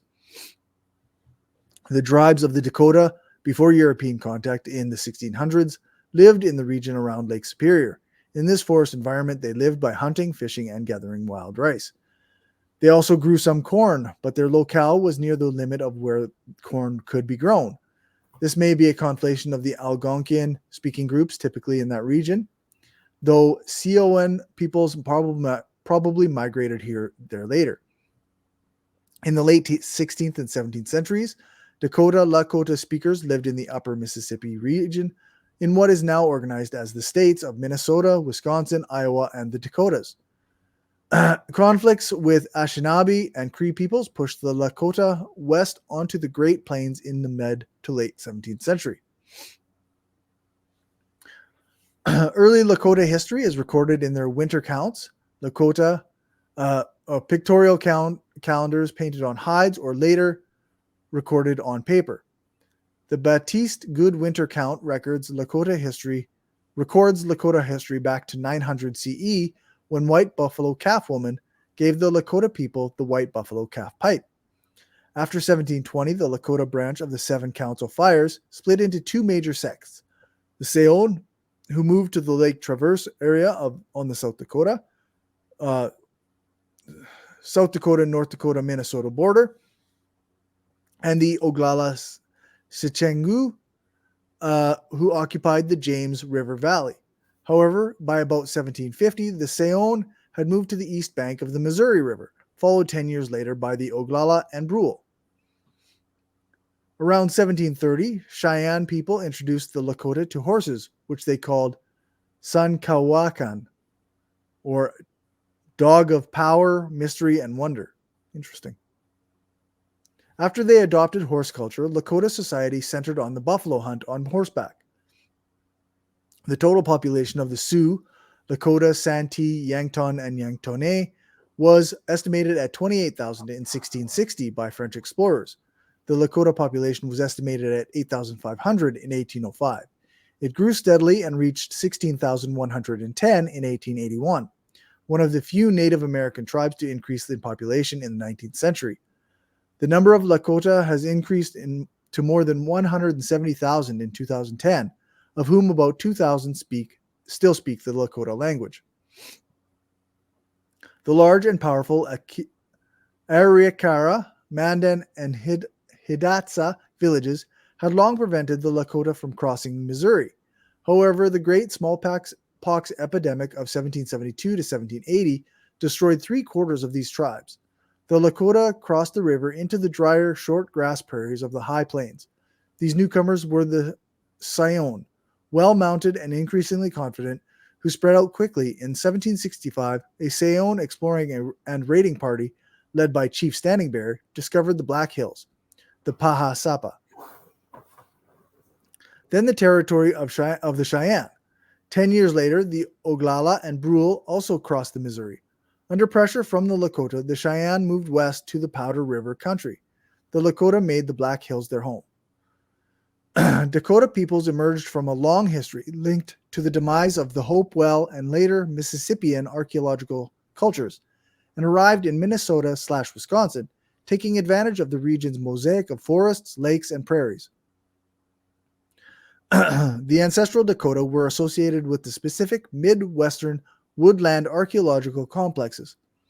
Were associated with, the initial and the terminal. So just so you know, Hopewell, I don't know if you know, Hopewell had like almost, I think, 2,000 miles of trade. Okay. So massive trade. So in other words, these tribes may have gone up to Canada and still kept trading. Right. They didn't go up there and then isolate, is my point.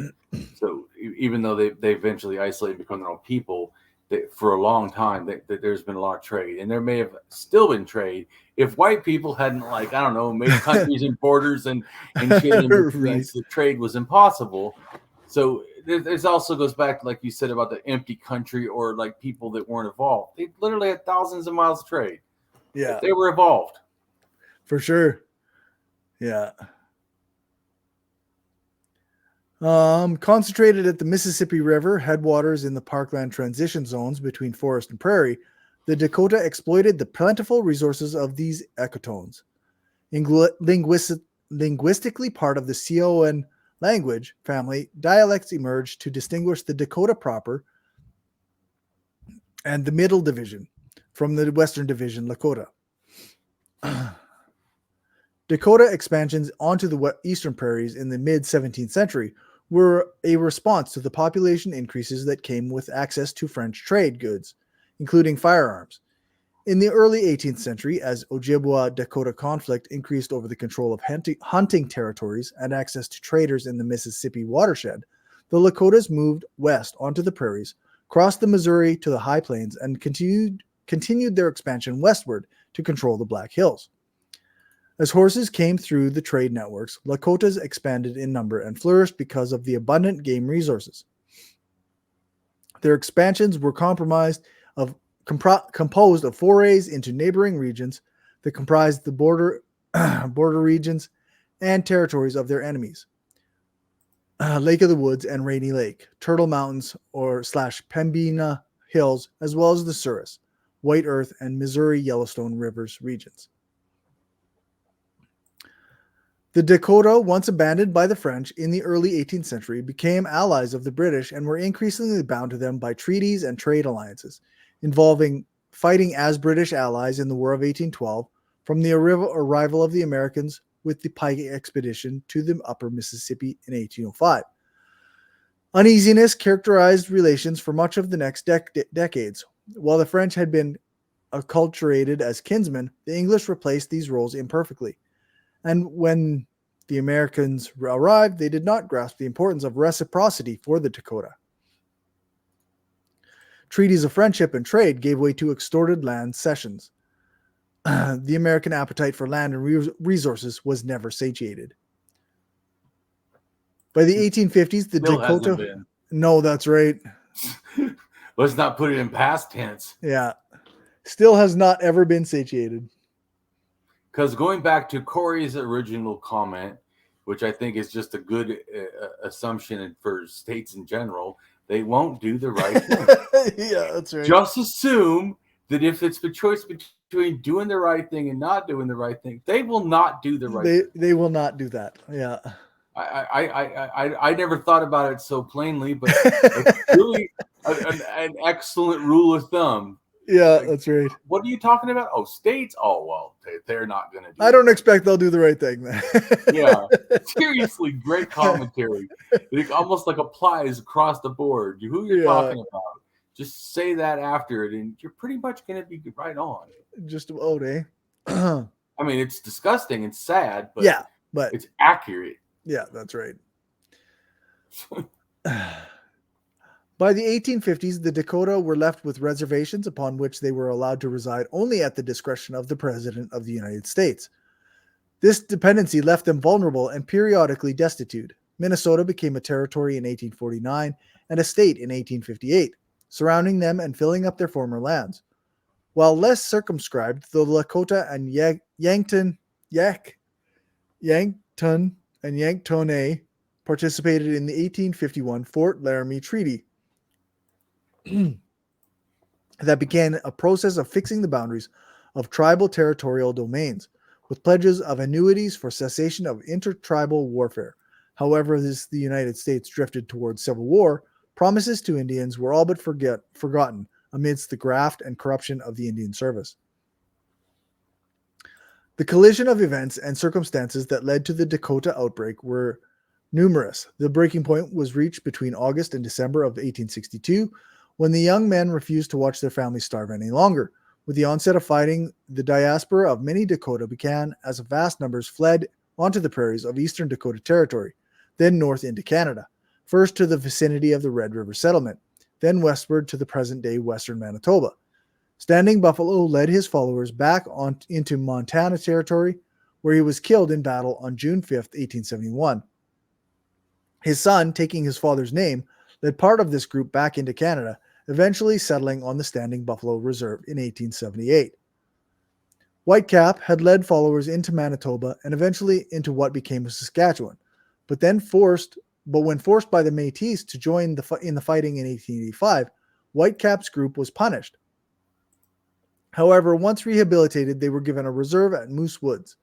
A group led by Hupa Yakta, previously affiliated with Whitecap in 1890, asked for a reserve at Round Plain, which came to be called Wahpeton.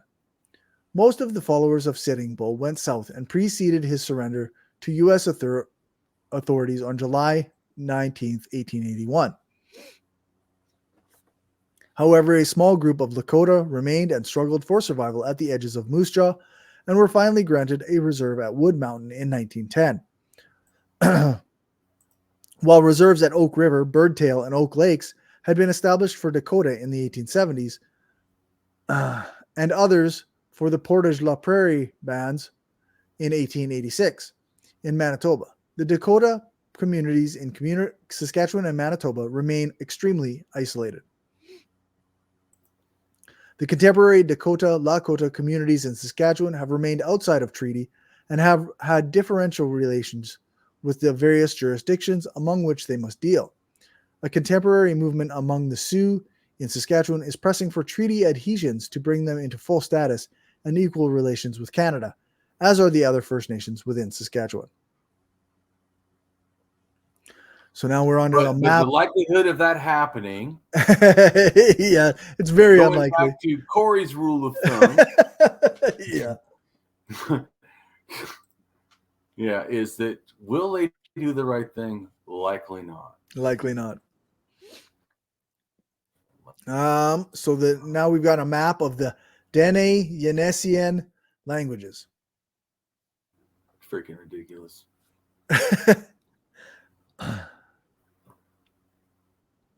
Na Dene is a family of Native American languages that includes at least the Athabasca languages, Ayak, and Tlingit languages. Na Dene consists of two branches, Tlingit and Athabascan Ayak. By far the most widely spoken Na Dene language today is Navajo. And then we have another map of languages and religion. Yeah. Relatedness, where they've got haplogroup. Oh, this is DNA then. Kind of, eh? Well, Haplogroup CM130. That's that. Mm-hmm. That's correct. Well, first off, just so you know, that's not the only DNA they have or the only connection, because also Q is a connection that goes to even the Ket people in a sense near Lake Balka that relate to that. So, but C is a big one that we can know that they came across in what time, or a relative time. Or at least the time that C did. Once again, that doesn't mean that's exactly when Q did. But they both are part of Nadane in a sense, and DNA, and thus by way of language and religion and other stuff. So anyways, it's always more complex than it is easy. Yeah, of course. Yeah. Under the map, it says males carrying CM130 are believed to have migrated to the Americas some 6,000 to 8,000 years ago and was carried by Na Dene speaking peoples into the northwest Pacific coast of North America.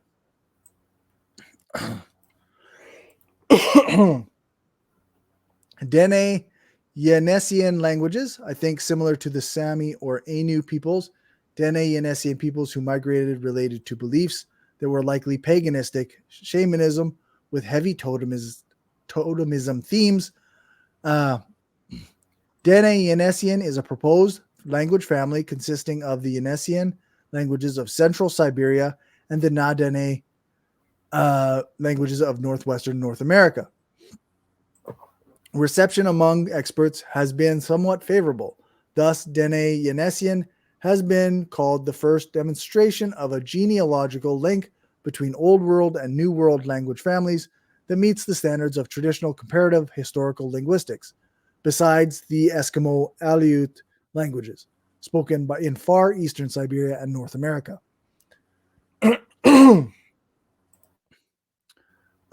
Na-Dene, also Nadine or Na-Dene, Athabascan, Ayak, Tlingit, Tlina-Dene, is a family of Native American languages that includes at least the Athabascan languages Ayak and Tlingit languages. Haida was also formerly included, but is now considered doubtful. By far, the most widely spoken Na-Dene language today is Navajo. Although, just going to the Haida real quick, but the Haida and the Tlingit or Tlingit, who speaks Dene in a sense, their culture, the Haida, is very close. It's not exact. Like I told you, a lot of the Pacific Northwest cultures in general, large area, are somewhat similar. So that's also why at first they thought it was the same, you know, or was connected to in some way, because their religions is similar, their art is similar, some of their practices are similar. You know what I'm saying? They both do totem poles. You know what I'm saying? I mean, a lot of the things are similar, but yet they have different languages. But see, this goes back to the same thing I think in general about religion. Religion is not limited because it's cultural. It's not limited to language. Right. So it can be, but that's not always how it does. Yeah. In February 2008, a proposal connecting Na-Dene, excluding the Haida, to the Yanesian languages of Central Siberia into Dene-Yanesian family was published and well received by a number of linguists. It was proposed in 2014 paper that the Na-Dene languages of North America and the Yanesian languages of Siberia had a common origin in a language spoken in Beringia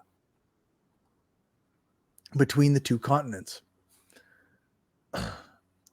Right. Beringia is basically between continents. And what they mean by that is Far East Russia and Alaska, in other words. Okay. That's what they mean. That's that area they're talking about.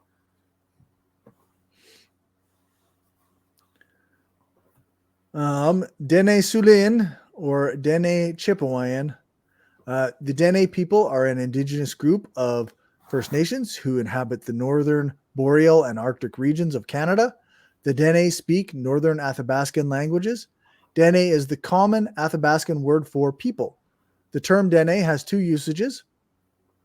More commonly, it is used narrowly to refer to the Athabascan speakers of the Northwest Territories and the Nunavut in Canada, especially including the Chipewyan or Dene Sulin, Chliko or Dogrib, Yellowknife, Seotin, Slavey or Degagotin or Decho, and the Satu, the eastern group in Jeff Lear's classification, part of the northwestern Canada group in Karen Bryce's classification. However, it is sometimes also used to refer to all northern Athabascan speakers who are spread in wide range across all Alaska and northern Canada. The southern Athabascan speakers, however, also refer to themselves by similar words, Dine in Navajo or Inde in Apache. Dene are spread through a wide region. They live in the Mackenzie Valley, south of the Inuvialuit, and can be found west of Nunavut. Their homeland reaches to western Yukon and the northern part of British Columbia, Alberta, Saskatchewan, Manitoba, Alaska, and the southwestern United States. Dene were the first people to settle in what is now the Northwest Territories. In northern Canada, historically, there were ethnic feuds between the Dene and the Inuit. In 1996, Dene and Inuit representatives participated in a healing ceremony to reconcile the centuries-old grievances. Betchoko Northwest Territories is the largest Dene community in Canada. The Dene include 5 main groups. Chipewyan, or Denesulian, living east of the Great Slave Lake and including the Saisi Dene living at Taduli Lake, Manitoba. The Tliko, or Dogrib, living in the Great Slave and Great Bear Lakes. Yellowknives, or Ta'atseotin, living north of Great Slave Lake, or the Slavey, Dagagotin or Decho, the North Slavey, Satuotuitin, I think, including the Lochu, Nahani, and Bear Lake peoples, living along the Mackenzie River, Decho, near Great Bear Lake, the South Slavey southwest of Great Slave Lake, and into Alberta and British Columbia. Then there's the Sato or the Satuoteen, including the Lochu, Nahani, and Bear Lake peoples in the central Northwest Territories. Although the above named groups are what the term Dene usually refers to in modern usage, other groups who consider themselves Dene include the Tsuut'ina, aka the Sarsi, currently located near Calgary, the Beaver people, or Daneza, or Duneza,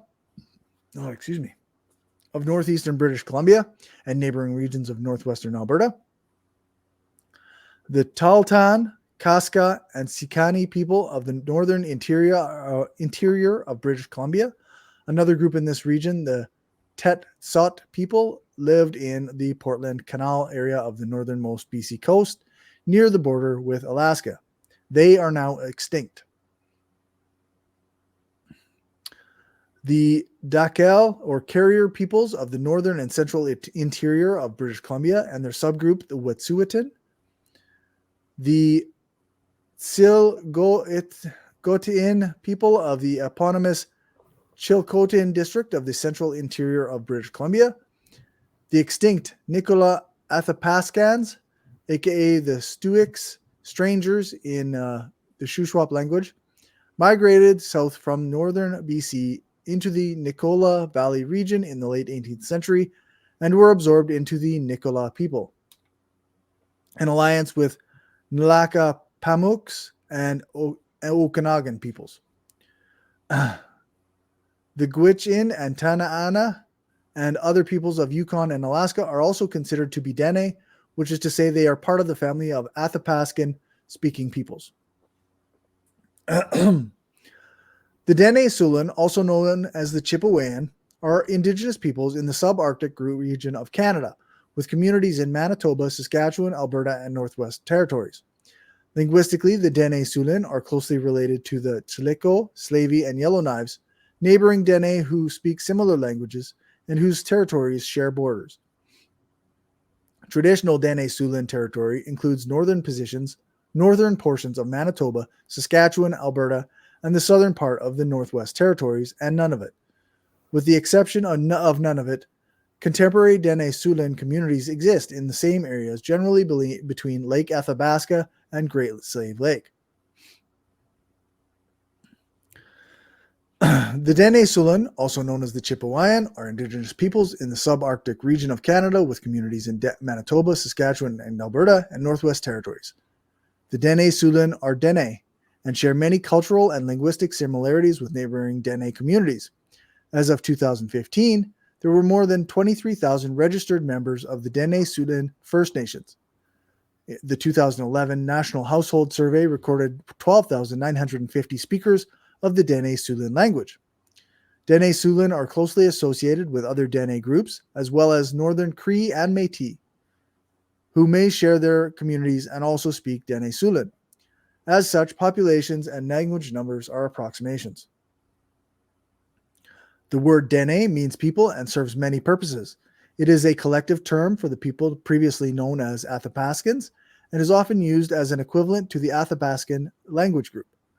Dene may refer to the collective group, including Dene Sulan, Chileko, Slavey, Yellowknives, and others, as well as the specific Dene Sulan language.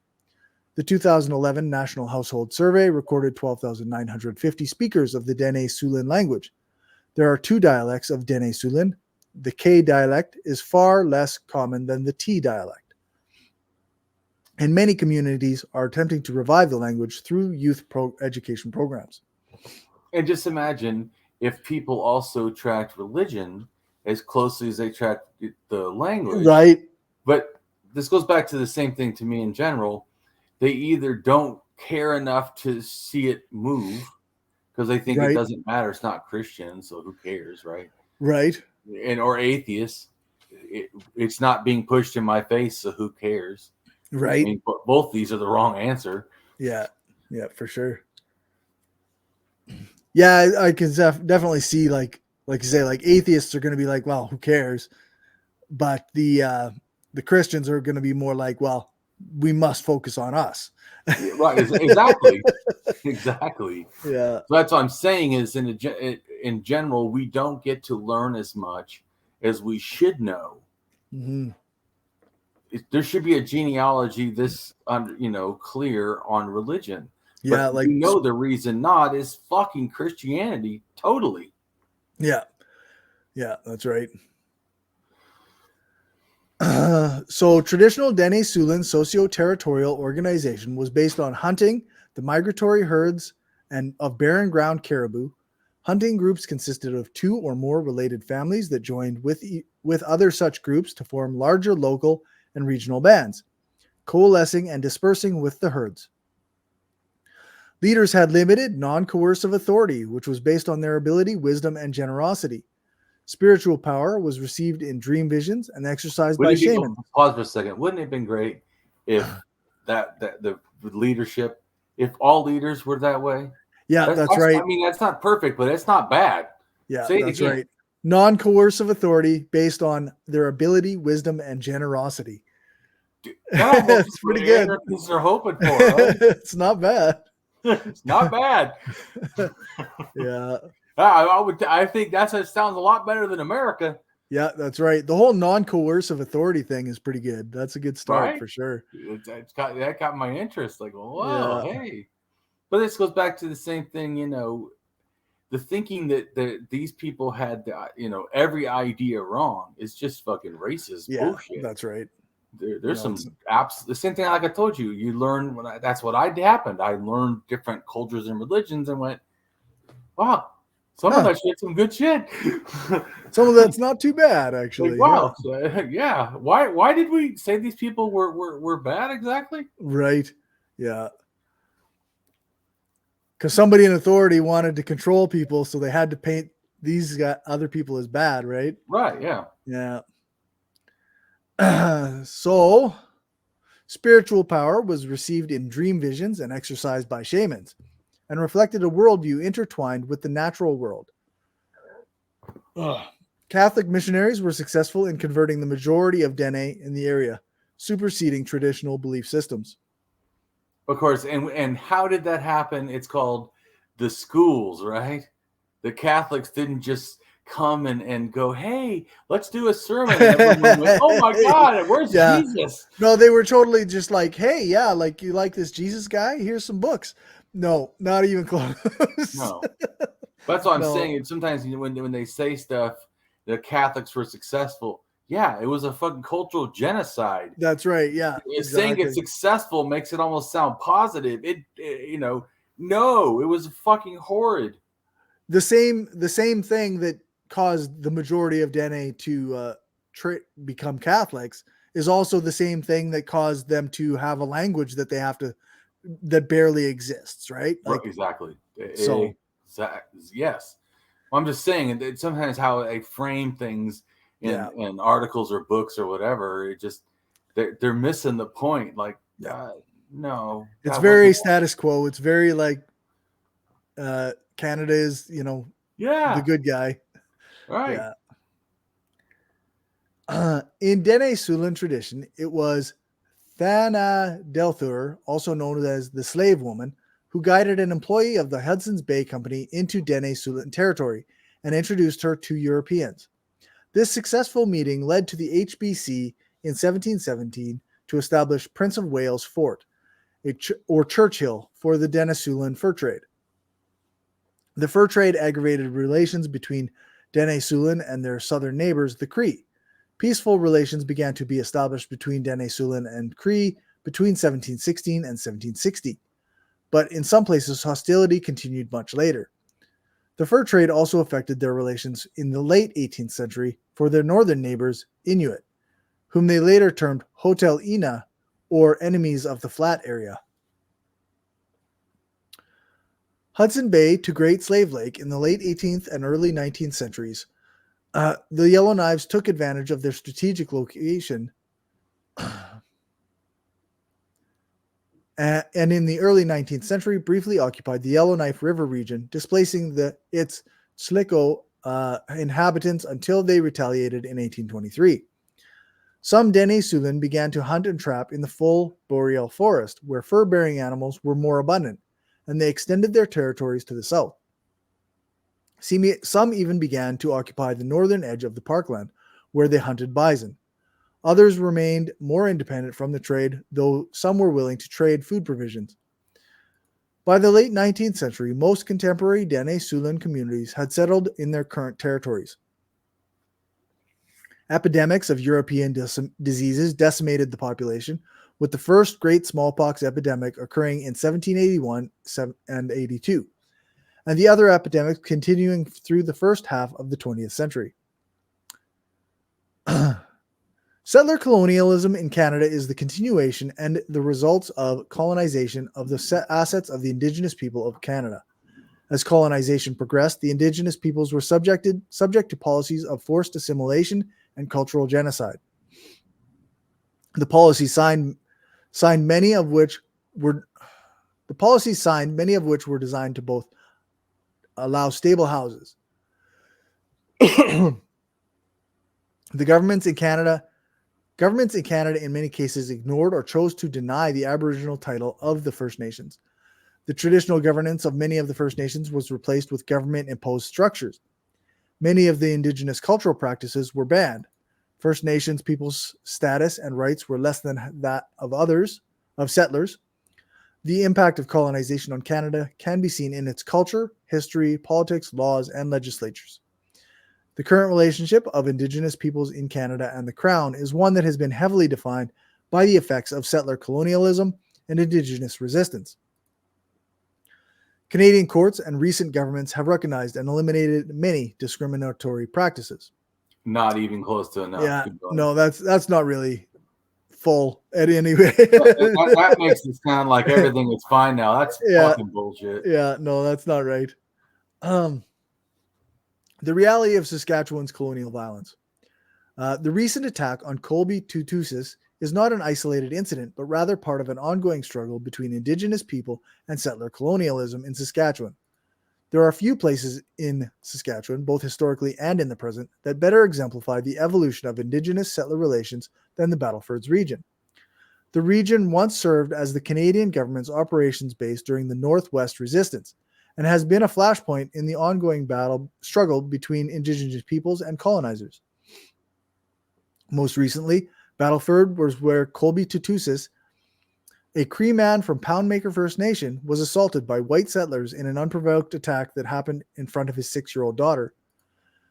Consisting of the city of North Battleford on the north side of the North Saskatchewan River and on the town of Battleford to the south, the Battlefords have earned their name as a site of monumental struggle between Indigenous nations and the intrusion of settler colonialism.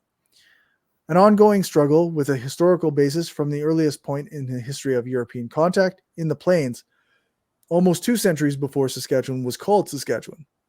The area was home to fur trading outposts where Europeans traded with Indigenous nations, relationships that, if not friendly, were at least practical.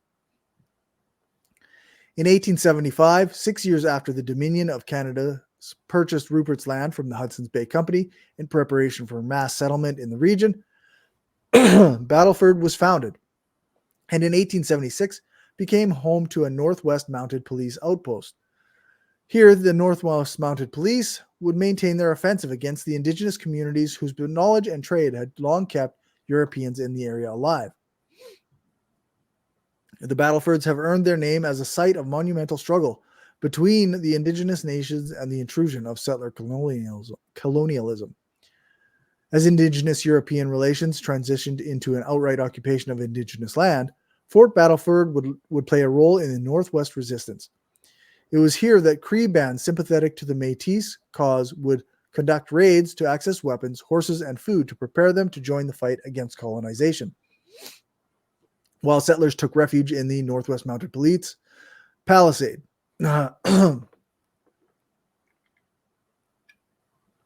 Later, Chief Pitik Wahanapiwin Weyin and others would surrender here. In November 1885, 8 of the warriors of the resistance were publicly hanged at Battleford. This is the largest mass execution in Canadian history and a symbolic turning point in Indigenous settler relations that demonstrated the ferocity and brutality the Canadian state and its legal system were prepared to use in order to keep Indigenous resistance at bay. Like other places in the province with high proportions of Indigenous residents, North Battleford has been subjected to unflattering scrutiny from outside Saskatchewan. In 2017, Maclean's magazine dubbed North Battleford's Canada's most dangerous place.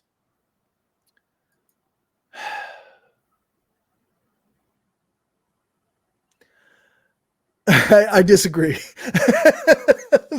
I think that's nonsense. Well, you should interject if you know. I can't remember the name of it, but there's a city in Ontario where like regularly Indigenous people just go missing, and like nobody seems to give half a shit, and yeah, and they don't get named as the most dangerous place, right? Like it's this place that has a high population of Indigenous people, and like I don't know, it just seems backwards. Well, does the state do the right thing? They do not. Nope, they do not. That's my new favorite thought. Right. Answer, does this whatever state A, B, C, D do the right thing? The answer, likely not. No, likely not. I'm serious. That's my new Coryism. Yeah. CCF Colonialism in Northern Saskatchewan, Battling Parish Priests, Bootleggers, and Fur Sharks by David Queering. Saskatchewan's Cooperative Commonwealth Federation, the CCF, the forerunner of the NDP, is often remembered for its humanitarian platform and its pioneering social programs. But during the 20 years it governed, it wrought a much less scrutinized legacy in the northern regions of the province. Until the 1940s, churches, fur traders, and other influential newcomers held firm control over Saskatchewan's northern region.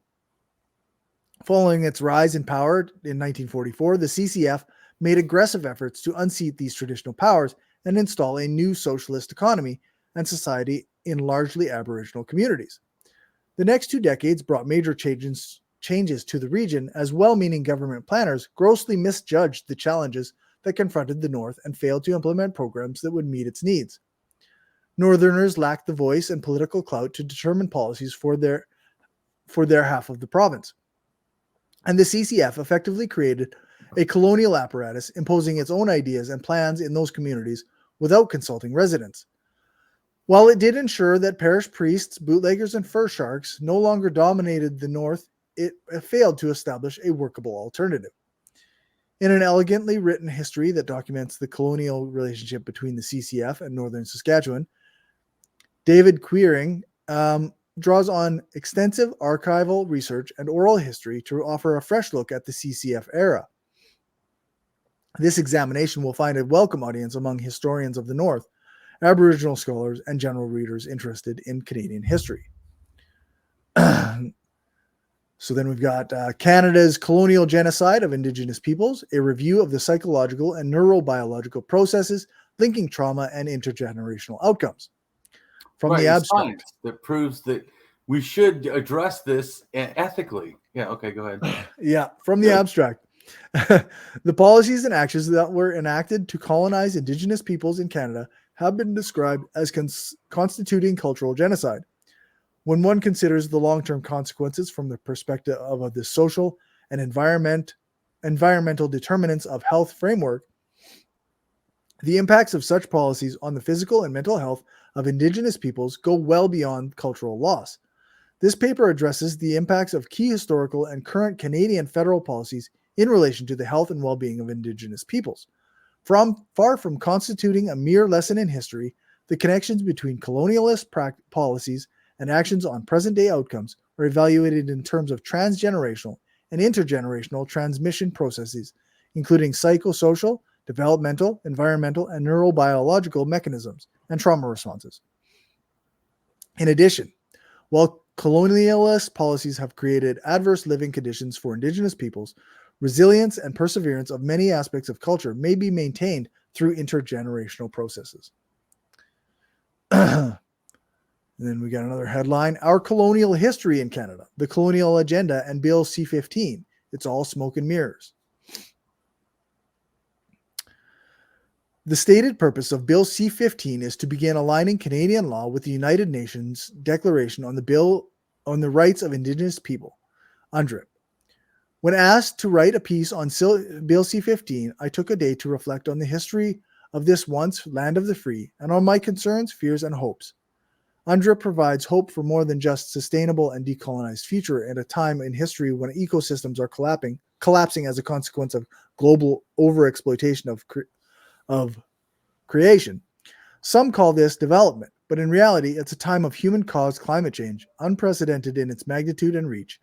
An authentic bottom-up enforcement of the articles of UNDRIP will usher in a future when, as human beings, we are walking together on a new path and have reconciled our relationships with each other, and more importantly, with the land beneath our feet. However, one of my greatest fears is that colonial states around the world will foolishly implement UNDRIP's articles top-down, and in the process stand as a barrier to that path of hope. Canada began the processes of implementing UNDRIP unilaterally and top-down, ensuring that Canada's own version, with its own definition and of self-determination, becomes entrenched in law through Bill C-15. I have concerns about the process.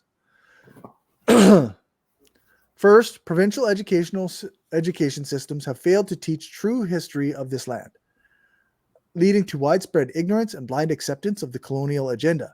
There should be an education process led by informed grassroots voices that ensures that free, prior, and informed consent is obtained for any decisions that will impact our rights. Second, as Indigenous peoples, we have the right, as recognized by UNDRIP, to participate in processes through representatives chosen by ourselves with procedures determined by us. The Assembly of First Nations, or AFN, is front and center as the lead organization representing Indigenous peoples. The true rights holders are the grassroots voices, not AFN. Also, neocolonialism is pervasive among those in positions of power, authority, and control within Canada's colonial Indigenous governance system. Governance is a colonial institution that is contrary to traditional Indigenous leadership models. We are now being colonized and recolonized by some of our own Indigenous people. I fear that foolish actions of our own will lead to the end of ourselves as distinct peoples. Not just any individual who calls themselves Indigenous can be part of this process in any authentic way. That was from Wendy Lynn Lerat. And that is the end of it. And I wanted to say one other thing, that I watched this a show. They were talking about the Indian head in Saskatchewan, and some people said it should be removed. Oh, yeah. And I heard one Indigenous person say that they should put war paint on it. Because if you're going to honor them, then you honor that they were fighting back, not that somehow that they're these broken people we need to feel sorry for. Right. Yeah.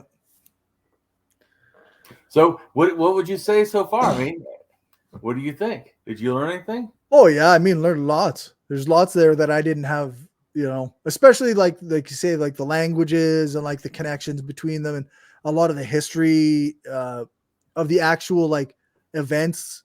Like I knew like in general, yeah. But yeah, no, it's and while I might have known the names of some of these groups before, like these Indigenous nations, I didn't know any of the details of their existence, of their history, of their history through colonization, stuff like that. So no, this is really cool. I think I learned a lot today. Right on. And I hope everyone else learned a lot. And Cory also has his own channel and stuff. Tell us about your stuff and what you're doing or we're doing in the future or what's going on. Yeah, it's we're back on semi-regular releases. It's the Skeptical Leftist podcast. Also, the main thing that I'm doing right now is Read Reviews with Justin Clark. We talk about leftist books and theory and whatnot, and we kind of make a show of it. And then I am working on some like a video essay on anarchism and trying to go into the details of that a little bit. And then, of course, I've got interviews that I'm going to be working on and trying to get those out as well. So check out the Skeptical Leftist podcast. Wonderful. And people should go check it out. It's good stuff. Anyways, thank you for this long video, but I did split the next one into 2 videos because they're almost this long twice. Oh, geez. Yeah, that would have been a long But one. it's also because Canada, as you saw, is younger.